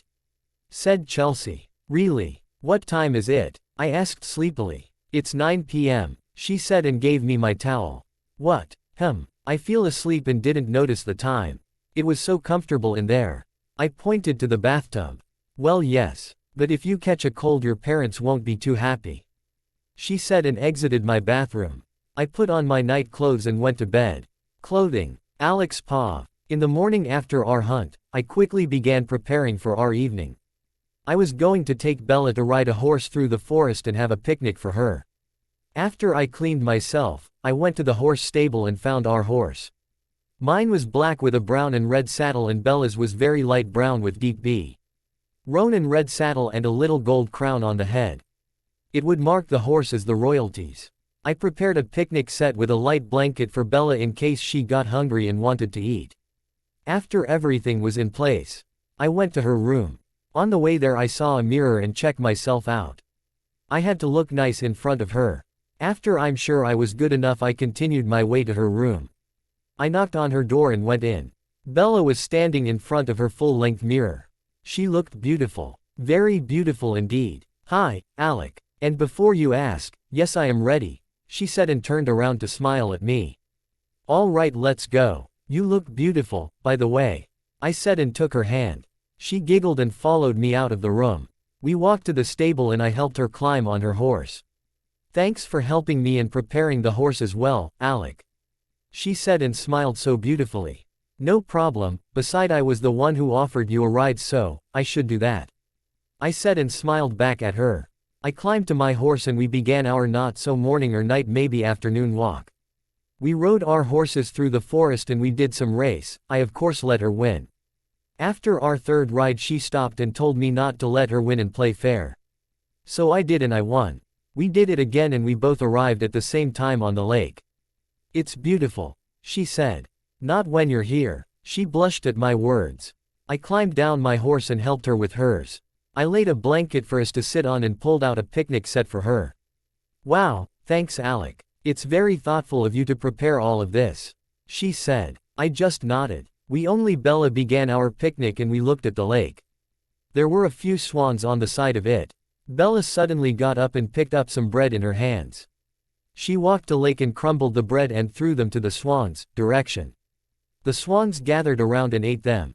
Then she threw some to other direction. The SWANs approached them and began to eat again. After a few more throws she came back and sat beside me again. That was very nice of you. I praised her. Thanks. It was fun, she said. She took some food again and ate them. We sat in comfortable silence until she suddenly spoke. Alec, have you ever fallen deeply in love with someone? My eyes widened inwardly. Yes I have. I said. I wondered where this conversation was heading to. Really? What was it like? She said. I gulped. What do you mean? How did you feel for her? She said silently. I gulped again. I tried to answer her truthfully. I feel very protective of her. And I need her like I need air to breathe. She is the world to me. She is the first thing I think about and she is my first priority. I'd do anything to make her happy. And if anything ever happened to her, I would kill myself. I examined her face. I saw a look of longing in her eyes but it quickly disappeared and changed with wonder. Wow, that's great. Is she your soulmate? She asked again. I noticed that she changed the past tense to present. Yeah, she is. I said nervously. She must be lucky to have you. I bet she is very happy right now. She smiled gently. Yeah, I think so too. I said truthfully. Only if you knew, Bella. It's you honey. I thought to myself. Does she live in our castle? She asked. Oh God, what should I say? Yes, I said. Please don't ask any more questions, please don't. But, knowing Bella she would. Do I know her? She asked curiously. See, she asked more questions. Yes. Really? Who? She asked. God. What should I do? Oh no. Oh no. Should I tell her the truth? Was she ready? What if she hates me after this? No, that couldn't happen. I would die first. Is Master Arrow okay with this? Please don't let him kill me. Hello. Alec. Are you okay? Bella said and brought me back to Earth. Huh. Yeah. Just forget about it. What did you ask again? I said. I asked you, who she is. She said again. God and Master Arrow, please let me live. It's you, Bells. I said. And I heard her gasp. Bella's paw. I was enjoying the peaceful evening with Alec when something came into my mind. It was something I've been wondering about for a while now. I really needed to know this. Had Alec ever fell in love with someone before? And do I know her? Am I his mate? Does he love me back? I decided to be bold and asked him the questions. Alec, have you ever fallen deeply in love with someone? His expression changed, slightly shocked. Yes I have. He said. Oh God. I hope he already forgot about her. Or that person is me. But I shouldn't get my hopes up. So calm down, Bells. Really? What was it like? I said as if I didn't already know. He gulped loudly. What do you mean? How did you feel for her? I said quietly. He gulped again. God help me. I'm dying to find out. Please, please, please. Then he answered. I feel very protective of her. And I need her like I need air to breathe. She is the world to me. She is the first thing I think about and she is my first priority. I'd do anything to make her happy. And if anything ever happened to her, I would kill myself. God no. He's using presents. God. He does love her. Oh God, what did I do to deserve this fate? Dumped by my first love and the one I loved now is in love with another woman. I was ready to go out of his life for good. But it seemed impossible. I couldn't do it. It's too painful to think of. He examined my face. I quickly composed myself. Wow. That's great. Is she your soulmate? I asked a little innocently. Yeah, she is. He said a little nervously. Oh my God. He has a mate. Alert. Alert. Mission failed. Mission failed. If before I was nearly ready, then I was very ready. Wait. I can't do this to him. If I couldn't be his lover or mate, I still could be his best friend. She must be lucky to have you. I bet she is very happy right now. I smiled gently. Yeah, I think so too. He said casually. Now that I knew he has a mate, I wanted to know who she is. Does she live on our castle? I asked him. Yes. He answered. Wow. Why didn't I notice that before? Do I know her? I asked curiously. Yes. Who could it be? Chelsea. No, she's Afton's girl. Jane. You know. She is his sister. No, that's so wrong. Renata. Oh don't think so. She's physically older than him. Heidi. No, she's Dimitri's mate. Gianna. No, she has someone else. Really? Who? I asked. He seemed too zoned out, so I called his name. Hello. Alec. Are you okay? I said while waving my palm in front of his face. Yeah, just forget about it. What did you ask again? He said a little confused. I asked you, who she is. I said again. I was getting more impatient. He hesitated. Ed for a while then answered, it's you, Bells. He said. I gasped. That was half expected and I felt my heart seemed to flutter when he said that. I couldn't think of anything else and I was speechless. This must be a dream. A good dream indeed. If it's not, then I was already dead and gone to heaven. But if I am conscious, then this is my dream come true. Oh God. Thank you. Thank you. Thank you. Thank you. Thank you. Thank you. Alec is my mate. Alec is mine. He's mine. He's mine. He's mine. He's mine. I'm so happy I might die. Bells. Are you okay? I mean it's okay if you're not ready, I ain't. Erupted his rambling by putting my palm over his mouth. Shut up. And yes, I'm ready, Alec. Oh gosh. I'm so happy. Oops. Did I just say that out loud? Oh well, I don't care, I'm so happy. He smiled and hugged me. I melted inside. God, Bells. You don't know how happy I am to know that. He mumbled to my hair. Me too, Alec. Me too, that was true. I knew and I am sure that I, Isabella Marie Swan, am in love with Alec Volturi. My mate. My mate. My mate. I couldn't stop saying that. Oh, now I know why Daddy interrupted my conversation with Uncle Marcus. He didn't want me to know this from anyone but Alec himself. That's very thoughtful of him. Thank you, Daddy, I love you. That day was the best day in my entire life. Alec holds me and we just enjoyed the afternoon together. I knew we said to do that before I knew he is my mate, but just knowing the fact that he is made it more special. And knowing that he was mine for eternity is just satisfying. It made me happy. Sigh. What are you thinking, beautiful? He asked suddenly. Nothing. Just thinking how lucky I am to have you. I said and blushed. Well, of course I did. Dictionaries and encyclopedias. That's what I'm thinking, beautiful. What did I ever do to deserve such an angel? He asked and shook his head. Nothing. And for the record, I am not an angel. No angel would fall down every time she walks, obviously. I argued with him. We spent the rest of our evening ridiculously arguing about that. When the night came, Alex started to pack our things and attach them back to the horse. After that he signaled for me to go up, but I shook my head. I wasn't ready to answer the girl's question about this night. Come on, Bells. It's almost dark. We have to get you home or your dad is going to be angry. He said while offering his hand to help me get myself up. I gave in and stood up. But Alec, I'm not ready. The girls are going to ask thousands of questions about this and I'm afraid I can't answer it right now. I pleaded with him. I can take care of that. You'll be safe with me, he said and arched his right eyebrow. I know that, but how are you going to do that? I knew that Alec could use his power, but it wouldn't be necessary.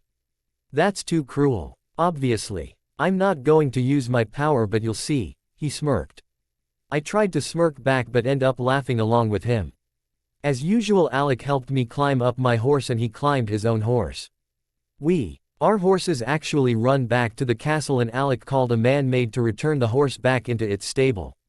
We walked together hand in hand and went straight to my room.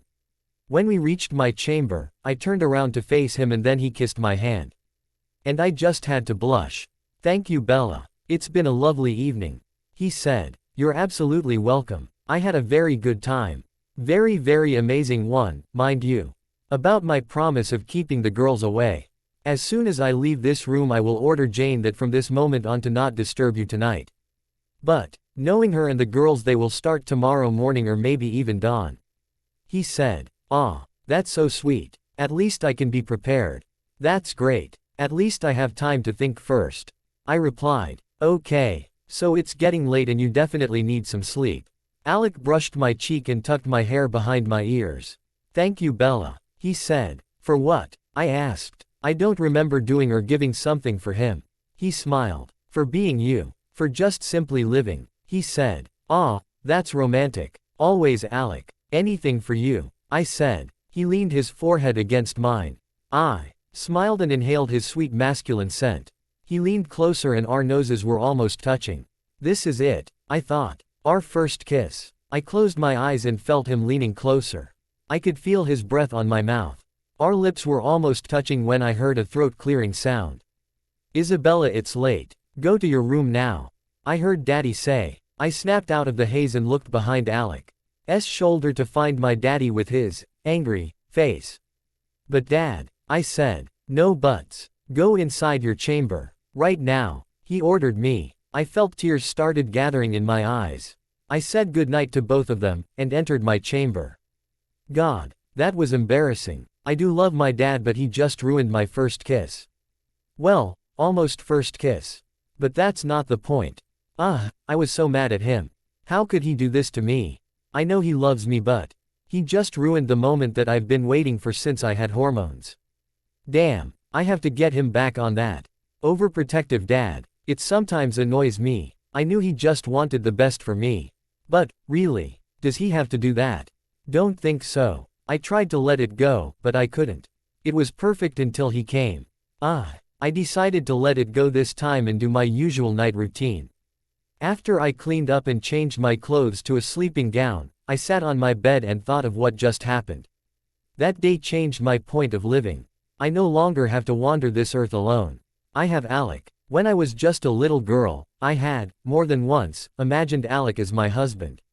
We would have kids and live happily ever after, just like my fairy tale books and princesses. I knew the first part wasn't possible because he's a vampire and I'm a half vampire too. But maybe we could get the happily ever after. Then the kiss. It was very perfect. I just wish that my dad hadn't come and bugged us. Sigh. It wasn't exactly my first kiss, but it was ours. And although I knew that Alec is my mate, I couldn't help but be worried about his feelings for me. He hadn't said the words. The most important 3 words that I desperately want to hear. I knew that sounds ridiculous. If he is your mate, then he must be in love with you. Yeah, most likely like that. The loss. Thing I thought before sleep consumed me is how lucky I am. Blank. I didn't know how long I sleep, but when I woke up it was bright outside. But that wasn't the first thing I noticed. It was the crowd that was circling my bed. Surely, Alec was right. The girls would be here first thing in the morning, and here they are.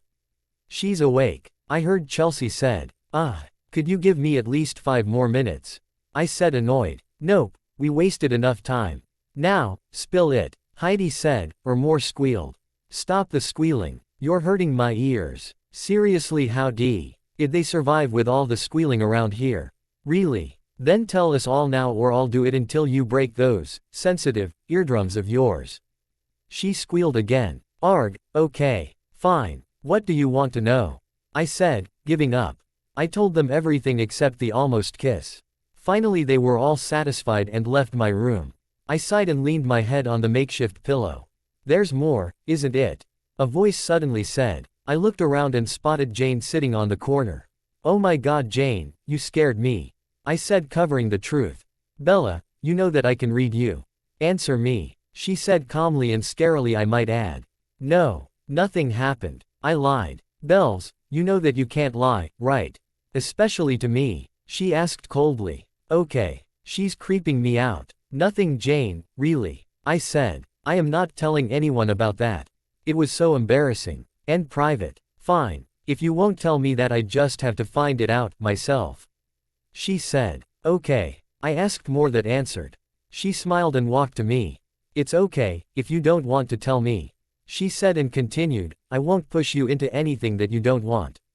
Thanks, Jane. I said. She got up and headed to the door. She stopped and looked at me over her shoulder.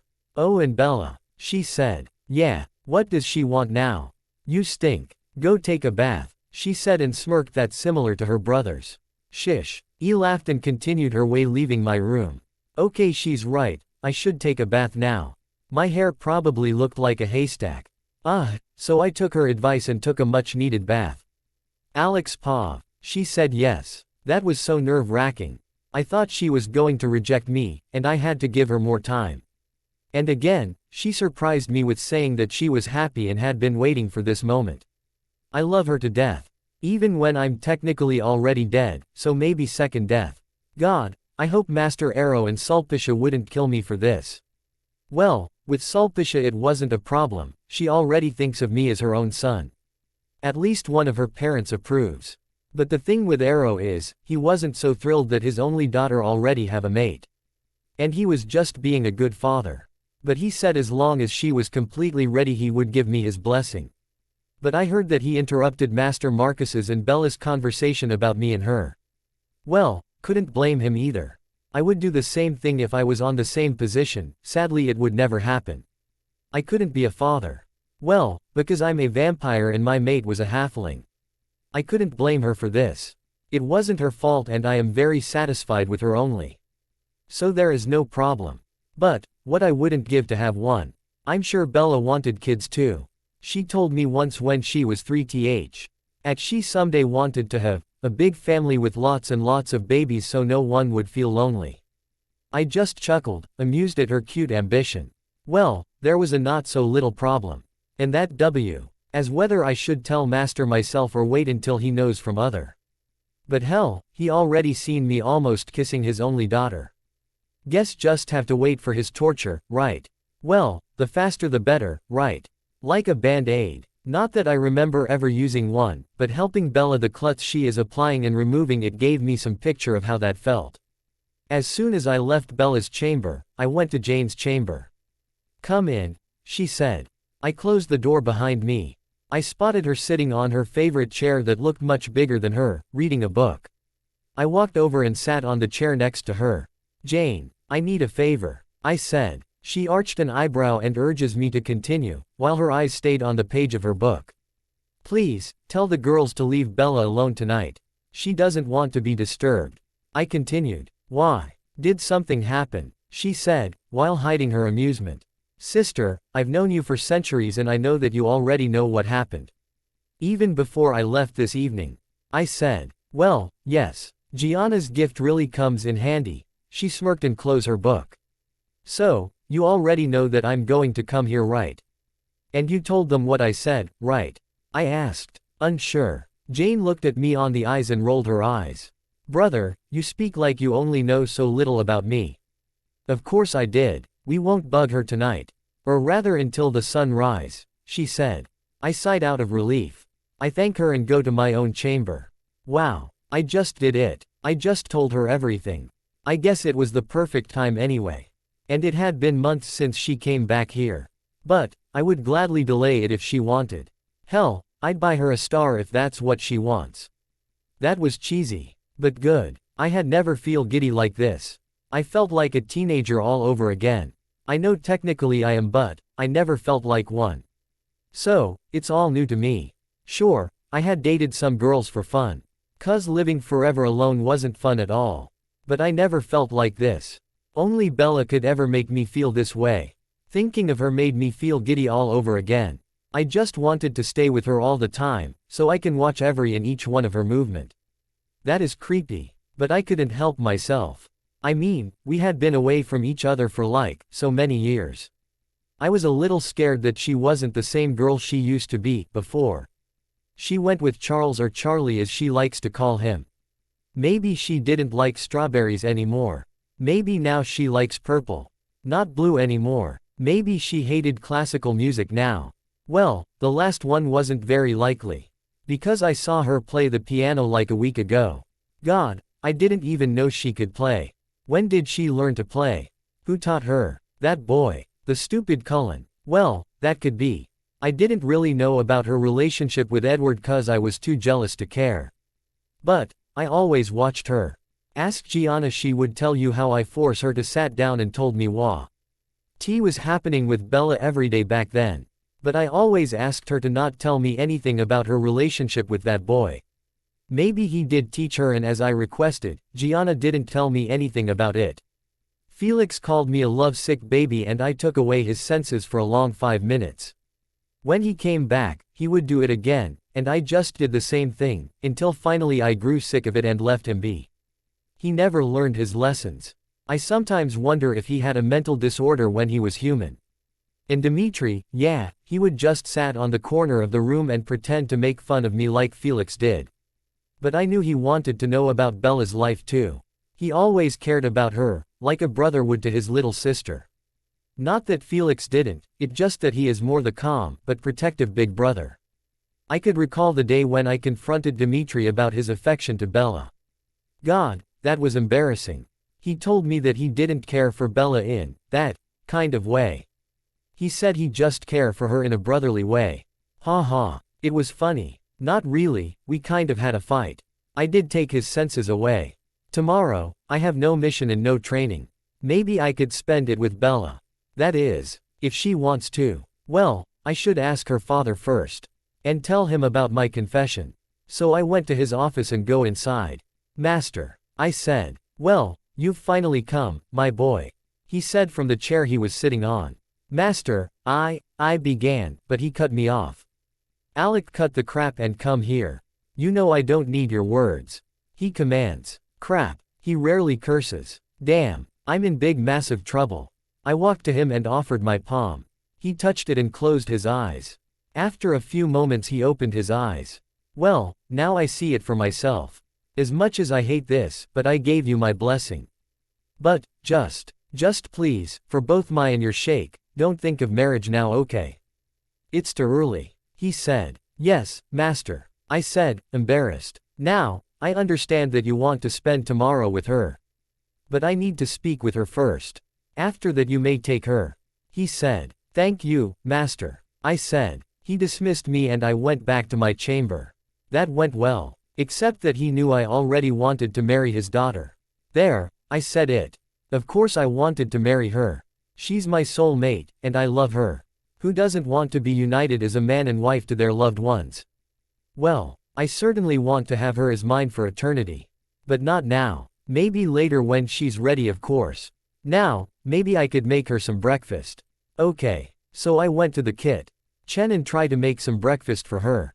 Code. Try. Well, you see, when I try to cook it doesn't always end well. Some food tasted good, some just uneatable. I remember the days when little Bella and me tried to make some food. The short version, the kitchen was a mess, Bella and I had to take another bath separately, and there was no food. So, I just gave her blood. Yeah, and Sulpicia wasn't so happy about the mess. Arrow just laughed. The wives fussed over Bella, and Felix, being Felix, started a food war. That was hilarious. And at the end of the day, everyone is in the bathroom, trying to clean their hair and body from flour and eggs. Since that little accident, Jane always said that, never put Alec and cooking on the same sentence, because they clearly doesn't belong together. That happened when Bella was only about 1.5 years old. I wonder if those fun days would come back. I hope so. I'd love to see her smile and laugh like that again. Alec, what are you doing in here? Said a male voice from the doorway. Hello Dem. I just want to try to make some breakfast for Bella. I replied. He took a couple of steps closer to me and said, are you sure? You haven't cooked anything for years. Not that you were a great cook. Well, why don't you come here and help me instead of standing there and talking about my career as a chef? I said, a little irritated. Chill, bro. I was just asking, he said, and stands next to me. So, what are you making? He asked. I was thinking about some pancakes, or maybe scrambled eggs, what do you think? Any suggestions? I asked him. I think pancakes would be fine. He said. I nodded and then we started making pancakes. _________________ 30 minutes later _________________________ No, Dem. I told you, we should flip it with a spatula after it turns brown. I said, frustrated. No, man. Felix told me that we should toss it up and catch it on the pan again. Dimitri argued. Yeah, we did that for like 10 times and look what happened. There are pancakes on the ceiling. And that was true. We tossed them with too much power and they hit the ceiling. And since when did we started trusting Felix for kitchen help? I said again. I don't know. Since he was the only one who gave it to us. Well, that was true too. Well, I guess Jane was right.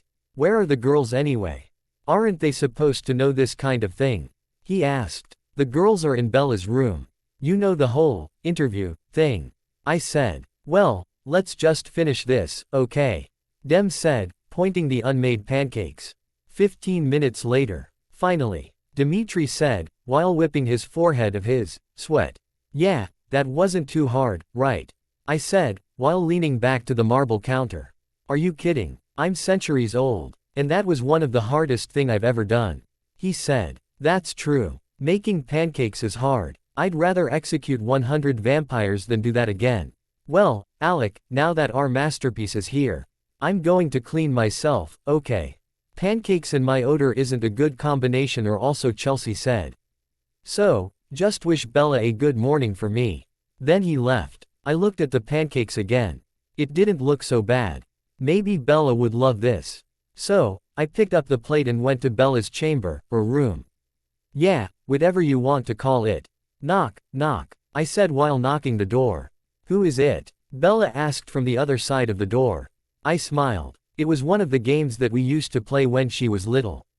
It's me, milady. Your poor little man bringing you what you desire. I said. I heard a giggling sound from inside the room. I loved making her laugh. Oh, then you shall come inside, my knight in shining armor. She said, and opened the door for me. I stepped inside, and she closed the door behind her back. She walked to her private living room. So, what did you bring, Alec? She said, smiling from the chair in front of the fireplace. I bring you. I smiled and uncovered the plate. Pancakes. She squealed and hugged me. Thank you. Oh, you know I love pancakes.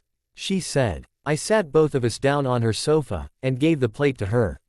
Strawberries. I love them. Thank you very much, Alec. You know me so well. She said, and took a bite of the pancakes. So, how does it taste? Not too bad, I hope. I asked her. It's good. Great. A little too sweet, but still delicious. She said. Good. 'Cause we have no idea how it tastes and know that it'll taste horrible to us. I said, relieved. Us? What do you mean by us? She said, confused. Whenever she was confused she would frown and look so damn cute. Hey, call me a sissy, but it was true. Dimitri helped make them. Oh, and by the way, he said, good morning to you. I explained to her. She smiled. Oh, please tell him thank you for the pancakes, they taste delicious. She said. So, he got the thanks, and I don't. I teased her. Of course you do, silly. Just let me finish this so I can thank you properly. She said and dug her pancakes again. Huh, what did she mean by properly? Guess I just have to wait to find out. I watched her eat and finish her pancakes. She put the plate down and licked her lips. So, thank you for the pancakes. She said, and kissed my cheek. So, that was properly. You're welcome, Bells. Glad you love them. I said. After that, we just talked about everything. We played 20 questions and I asked her about her travels, and in turn she asked me all about what I did when she was away. By the end of our conversation she was sitting on my lap, snuggling close to me.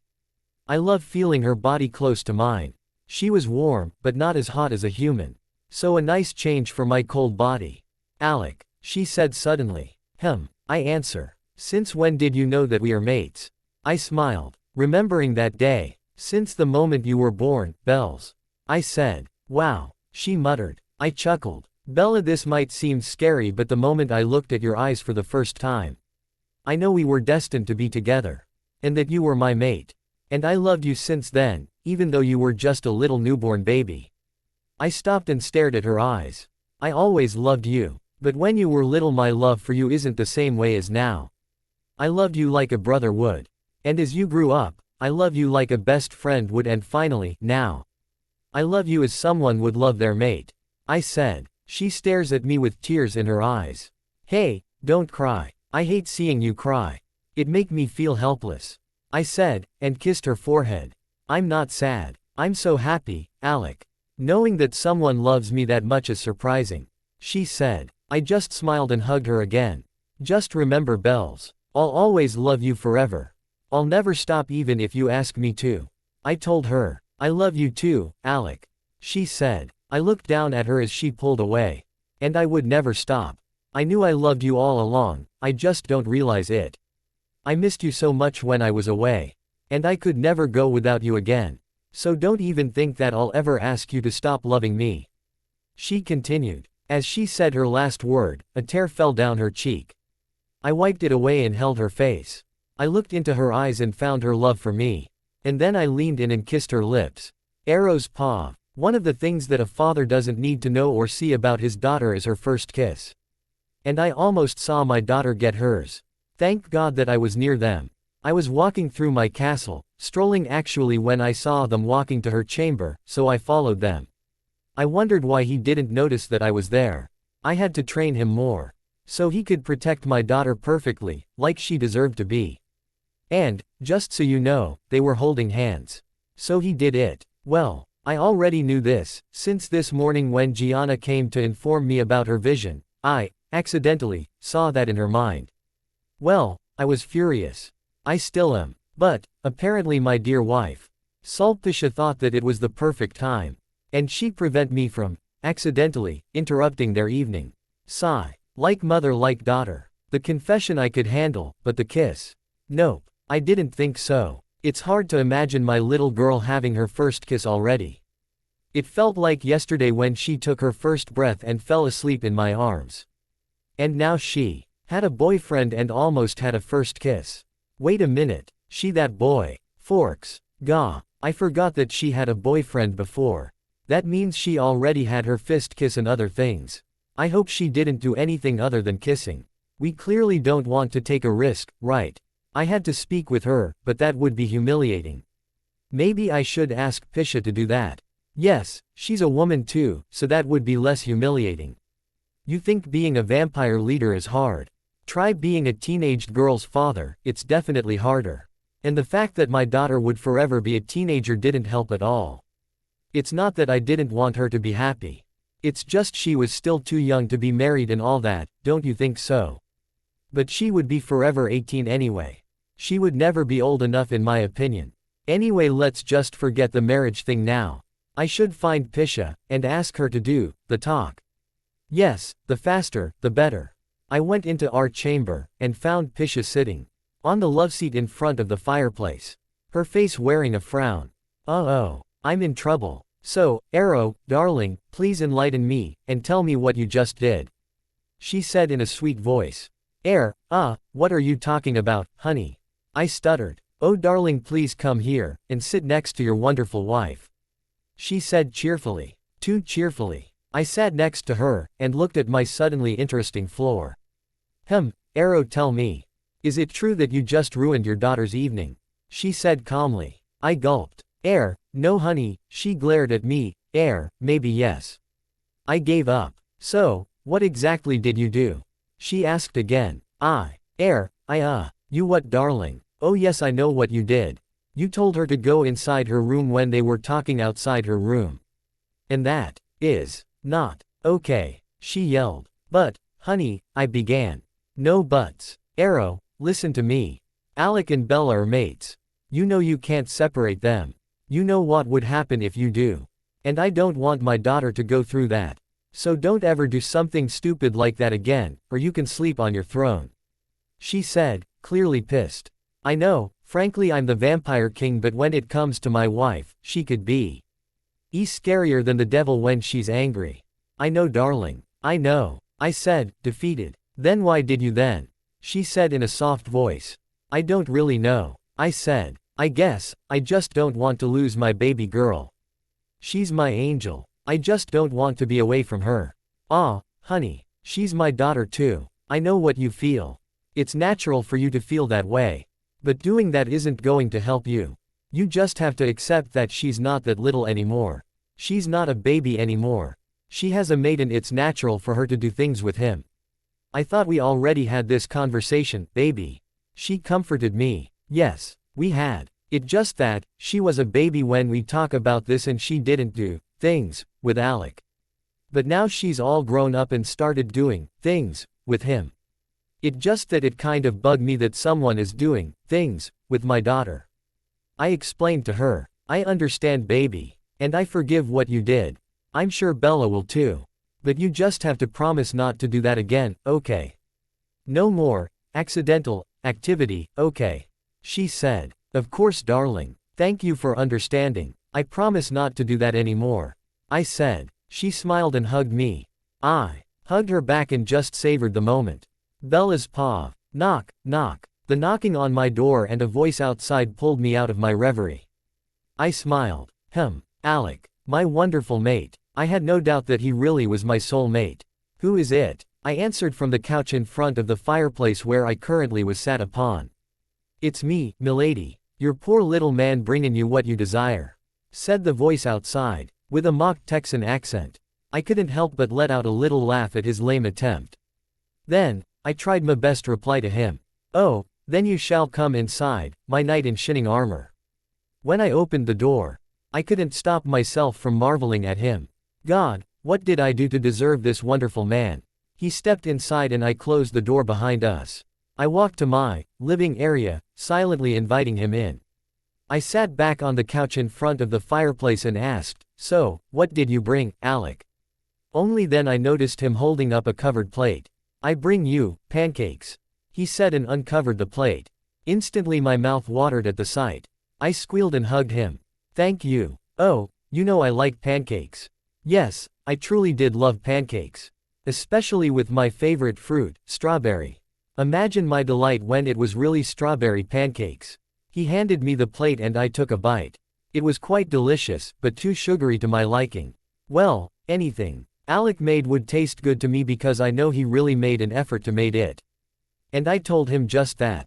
Then he revealed that Dem helped him in the kitchen and had told Alec to say, good morning, to me. I told him to thank Dem and he complained, saying that it wasn't fair that Dem got the thanks, and he didn't. Little did he know that he'll definitely get something more than that. He watched me as I ate my breakfast. At first, of course it was weird to have someone watching you eat, but when they've done this from the moment you started to eat, which in my case was since I was born, you'll get used to it. After I finished, I put the plate down. I thought over my plan to, properly, thank him, and decided I was gonna do it. Besides, why the hell not? So I did. I kissed him on his right cheek. Of course. After I've done that I looked down and blushed. After that we just sat there and talked. We even played 20 questions. By the end of our conversation I had unconsciously sat right on his lap and snuggling to him. He was cold, but warm at the same time. He gave me that warm aura that made me felt home and safe. I knew that I only recently found out that we were mates, but then there was no denying my feeling for him had already deepened. A thought crossed my mind and I decided just to ask it out. Alec. He answered. Since when did you know that we are mates?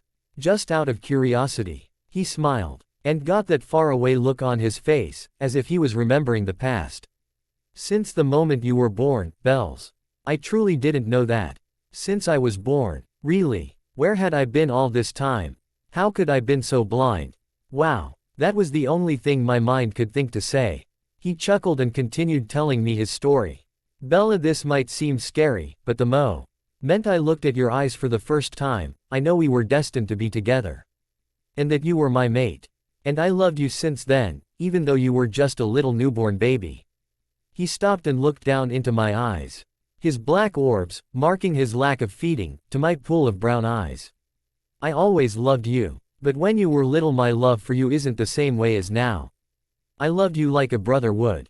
And as you grew up, I love you like a best friend would, and finally, now, I love you as someone would love their mate.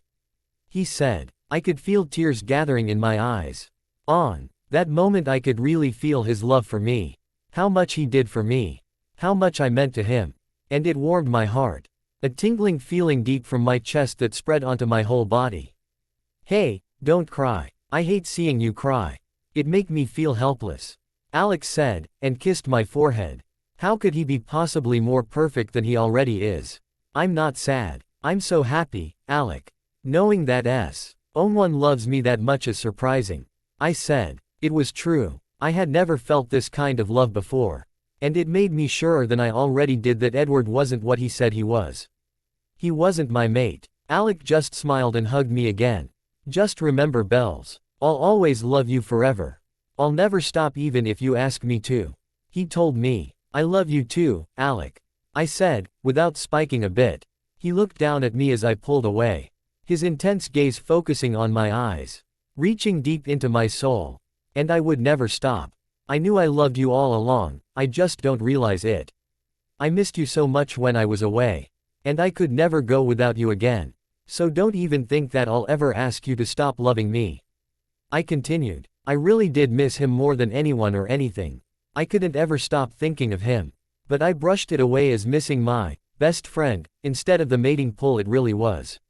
I didn't realize I was crying until he wiped my tears away and took my face in his hands. He looked into my eyes. Searching. And whatever it was, he found what he was searching for. And then he leaned in and kissed my lips. Instantly my heart exploded. It felt like the sun was shining on me. And I saw stars behind my closed eyes. His lips were cold but at the same time, warm against my own. I could feel his breath as he devoured my lips. Never had I imagined that a kiss could be like this. I didn't know how long we kissed, until he pulled away and looked into my eyes. Forehead still touching and lips were panting with unnecessary breath. That was the best moment of my entire existence. Alex said. I could speak. I just nodded and pulled away so I could lean my head against his hard chest. I didn't know how long we sat there. We just talked and talked. Until it was time for lunch and Alec took me to the kitchen and once again, tried to make me a lunch. I watched as he read the instruction to make lasagna. He would occasionally look down at the paper and stared at it like it was burning his eyes. I laughed then and there. Finally he gave up and let me help him make my lunch. After an hour, and one very messy kitchen, I ate my lunch. Alec was grinning ear to ear. Proud of himself to be able to make my lunch. Well, actually, I made it but he helped so that could be counted as well, or so he said. We spent the afternoon walking outside, in the garden. We saw tea near the tree we planted all those years ago and watched the sun set. We stayed there until the night came. We even saw some stars. Alex said he saw a constellation that looked like the shape of a squirrel. but I thought it looked more like a koala. When it was time for me to sleep, Alec carried me to my bedroom and tucked me in. He kissed my lips and forehead before whispering his love for me and leaving the room. I dreamed wonderful dreams that night. It was almost twilight the next day when I opened my eyes again. Wow, I slept for a really long time. Maybe it was the emotional rush that made me so tired. But still, almost 24 hours. What's wrong with me? But I just shrugged it out. I was disappointed to see that Alec wasn't there. Well, maybe he had other things to do, rather than just watching me sleep. For a really long time at that. I walked into the bathroom and freshened up, then I went to my closet and searched for what to wear. It was almost night, so maybe not something too dressy. I found my favorite pair of jeans and completed it with a plain, short-sleeved, light Tosca shirt. I decided to forego the makeup and just put a bit of perfume. Not that I would make my original scent fade. Then I put on a Tosca flat shoes. After I feel ready, I head to the throne room where everybody usually was at this time. To my surprise, I only found my daddy and uncles there. No Alec, no Jane, no Dem, no Felix, no elite guards at all. Except for Renata, who stood there on the edge of the steps. I walked to the steps near my daddy and asked, "Daddy, where are the elites?" He answered me, but not with the loving smile I always get. "Isabella, there's been an emergency. The elites were sent to took care of it." Emergency? What kind of emergency could it be? This must be big, for all of the elites had been sent to took care of it. What kind of emergency it is, Daddy? I asked, fearfully. He sighed. "Remember Victoria?" he said, looking directly to me. "Yes, the nomad vampire whose mate S was killed by Edward to save my life. What's wrong with her?" He sighed again. "Well, Gianna has seen her changing a lot of humans. Apparently she's creating a newborn army," he said. "Oh, wait, what? Why would she do that?" "According to our theory, she was trying to avenge her mate's death by killing Edward's mate. An eye for an eye. And she still thinks that you are his mate, so she basically is trying to kill you," he said calmly. "What? No, no, no. All those innocent lives turned into vampires just to be killed was because of me. I've caused many to lose their lives." "Isabella, stop that right now. I know what you're thinking. And no, it isn't your fault. If anything, it is that damned Cullen's fault. He shouldn't have exposed a human to our existence." My father yelled at me. But all that innocent lives, Daddy. They'll die because of me. I've ruined their lives. So many lives. What if they have a family waiting for them at home? What if, I started to say when Uncle Marcus cut me off. "No, darling. It is not your fault at all," he said. "We don't want you to say nonsense like this ever again," Uncle Keys added. I just sat there on the ground and cried my heart off. My mom and aunts joined me on the floor and tried to calm me down. Suddenly our new secretary came running to the throne room. Me and the queens got up and stared at her, and she bowed before us. "Perdonami, maestro. Ma si fossi stata una chiamata dal signor Felix. Ha detto che sei stato un incidente e uno dei elites rimasto ferito.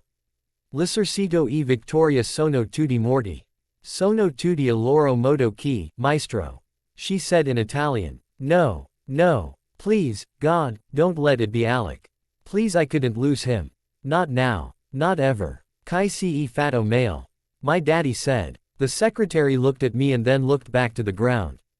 "Mi dispiace dirti questo. Ma era il signor Alec che è stato ferito," she said. No, no, no. Why, God, why? Why do you have to be so cruel to me?" The last thing I heard was a skr. That I realized was coming from my own mouth before everything was dark. Alec's paw. Smile. That was all I could do then. After all, my mate, the woman that I love with all that I am, just told me that she loved me. It had taken all my self-control not to jump around like Jane sometimes does whenever she feels happy about something. And we shared our first kiss, too. It was magical. Now, I kind of sound like a girl. But hey, give me a break, I've been waiting for that moment since I knew she was my mate. I wasn't fond of the idea that it wasn't her first kiss. Well, to be fair, it wasn't mine either. I had some lovers in the past. Nothing serious. I just courted them to fill my free time. Immortality couldn't be more boring than those times before Bella had been born. She lit up my world. She was my shining star. My angel. My home. My everything. Sure, I could go on and on and on about how precious she was to me. This morning when I told her how I've loved her all these past years, I hadn't expected her to say it back. I knew she would someday love me too. But I didn't expect her to just welcome this. Us. Late that night after Bella went to sleep, in her room of course, Dmitri knocked on my door, demanding my presence at the throne room immediately. When we went in everyone was silent. There was tension in the air. Before I could ask what was wrong, Master Arrow stood and opened his mouth. Well, all elites are here now. Let's begin the meeting, he said. Meeting. The elites were all here, that could only mean problems. There's an army of newborns in Seattle. This army is very dangerous. They mean trouble. We have to take care of that. I trust you, elites, to take care of this. You all will leave immediately on the private plane straight to Seattle. I trust Dmitri to lead you to their location. End all of them, but bring back the leader. Alive. She will be personally punished here. I'll take care of that, he said seriously. The elites nodded. Interesting. A newborn army. A good fight. Usually I would be one of the most excited to go on a mission. But a mission means leaving Bella behind. I didn't really like that now. But duty is duty. I had to go. No matter what. Bella would understand. I would make it up to her, later, of course. Master, may I ask who the leader is? A woman. That's strange. I haven't heard of a woman being an army leader except for that Maria woman, back in Texas. Jane, my fierce little sister, asked. Master Arrow sighed. Not a good sign. It's Victoria. Master Keys suddenly said, understanding his brother's problem with the woman. Victoria. That bitch. Excuse my language, please. I could only conclude one thing. She is trying to take Bella away from me. No, that wouldn't happen. I wouldn't allow it. I personally thought that she was either stupid, or in denial. She should have figured out that Bella wasn't that pathetic Cullen's mate when he could walk away and leave her so easily. In the middle of the forest, no less. I would personally kill her. No, I wasn't allowed to. Yet, maybe I could compromise with Master Arrow. The fact that Victoria was the leader made this all the more exciting. I couldn't wait to get my hands on her. Kill her, preferentially. The elites left the room. I went to my room and changed my clothes to my mission uniform. Specially designed, by Heidi, for all the elites. She made all of us wear it on every mission. I tried not using it once, not a smart move. In the end I just have to wear it.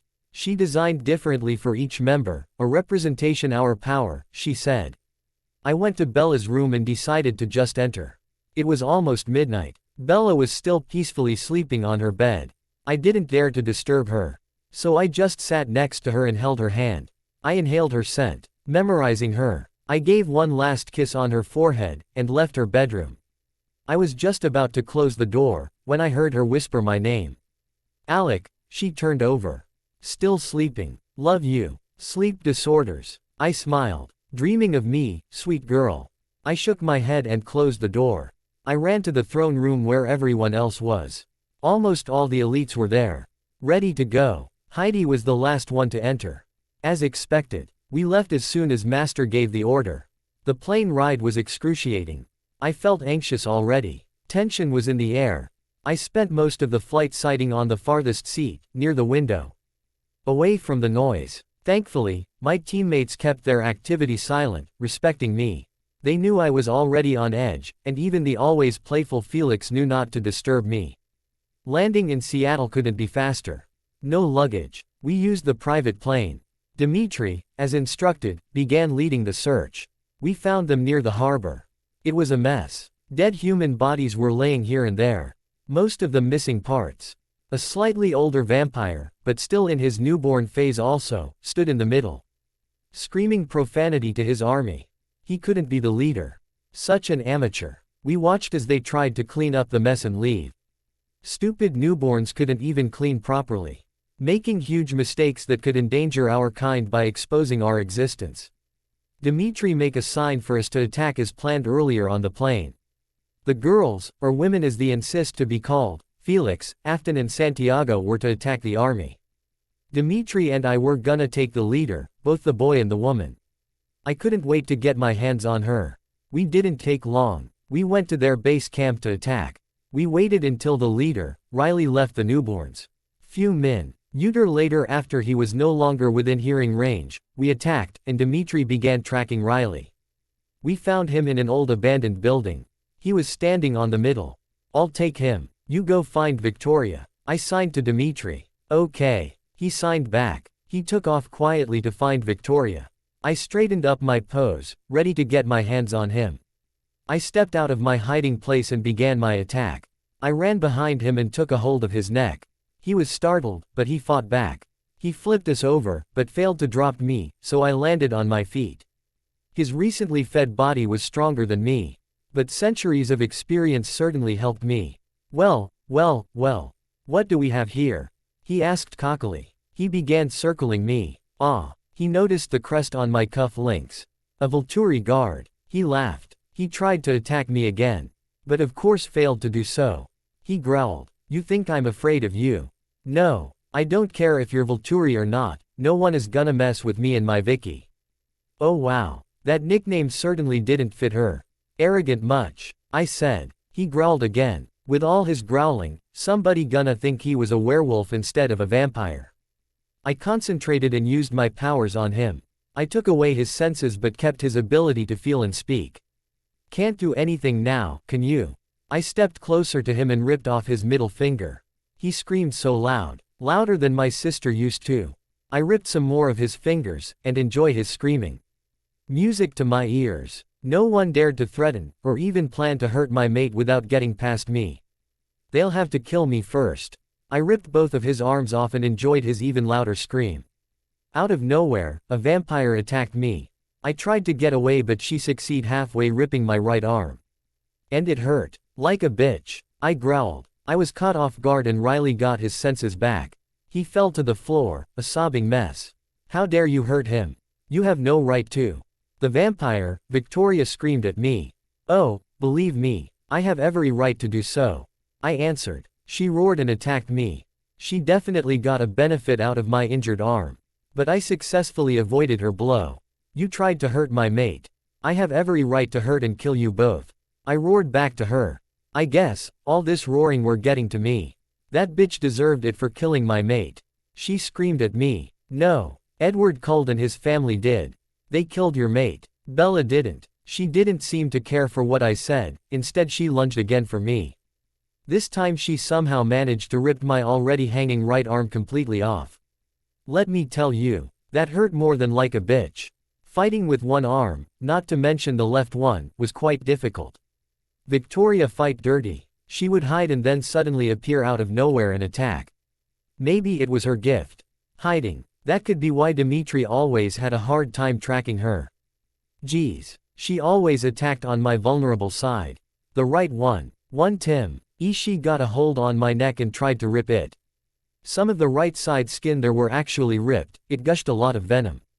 God, where were the others? We continued fighting. Finally I succeed, grabbing her neck and ripped her head from her body. Alec, screamed Heidi. Victoria, she's here. I tracked her and couldn't find her. She lead me circling this area and to the newborn's place. Dimitri exclaimed, clearly sounding shocked and a little disappointed with himself. So much for a help. They came when the enemies were dead on the floor. Well, I was in the floor too. The injuries effect, and exhaustion began entering my body. Alec, are you okay? Jane said, clearly panicked. Well Jane, he's laying on the floor, missing an arm and half of his neck skin is ripped.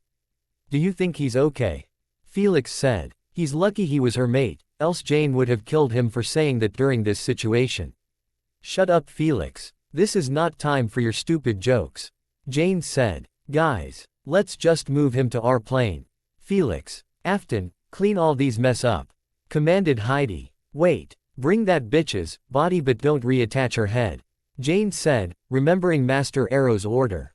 Hey, how about this one?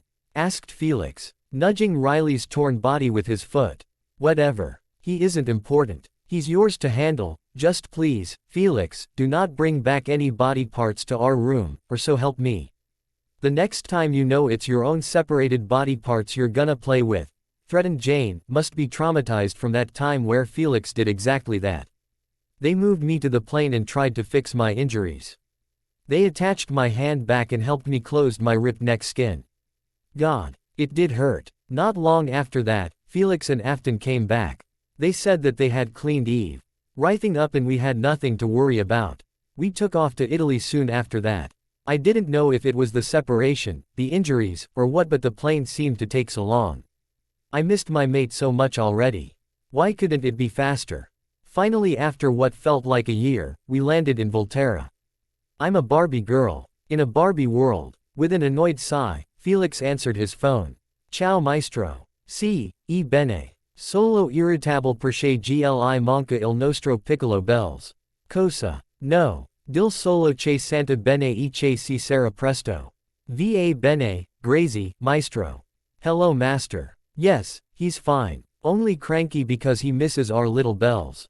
What? No. Just tell her he's fine and that he'll be there soon. Okay, thank you, master. What is it, Felix? I said urgently. The new secretary told Bella you were hurt very badly. Which is not really untrue, and she fainted.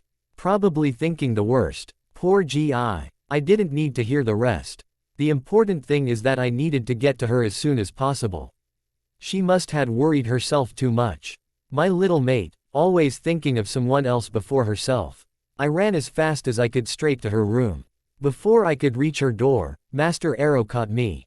Master. I bowed to him. Rise, Alec. Now, where do you think you're going just now? Bella's room. I don't think so. He said. What? He couldn't possibly do this right. This is a crime. What? Why? No. Go to your room, take a bath and change your clothes first. My poor girl doesn't need extra worry seeing your torn clothes, and honestly, you smell awfully close to ashes. He said. Oh, right. He was right. You're right, master. Of course. Now if you'll excuse me, I'm going to my room. I said and got ready to leave. Halfway there, master called me back. Yes, master. I said. Thank you. You just once again proved that you're good enough for her. His face was serene. Anything for her. Thank you, master. I said and left the room. Good to know he's approving of me. Now where was my towel? I needed to take a bath. I knocked on Bella's door later that night. Dawn. Yeah, I really couldn't care less about it. She was resting on her bed. Her usually peaceful expression was replaced with a mask of terror. With a sigh, I sat on her side, being careful of my hand. I hadn't fully recovered, but Bella was my first priority. I tucked strands of her hair away from her face. Sigh. My beautiful mate. How did get so lucky? She started to stir and her eyes fluttered, as she let out a small moan of distress. Alec. She trashed her head right and left, while still whimpering and moaning my name.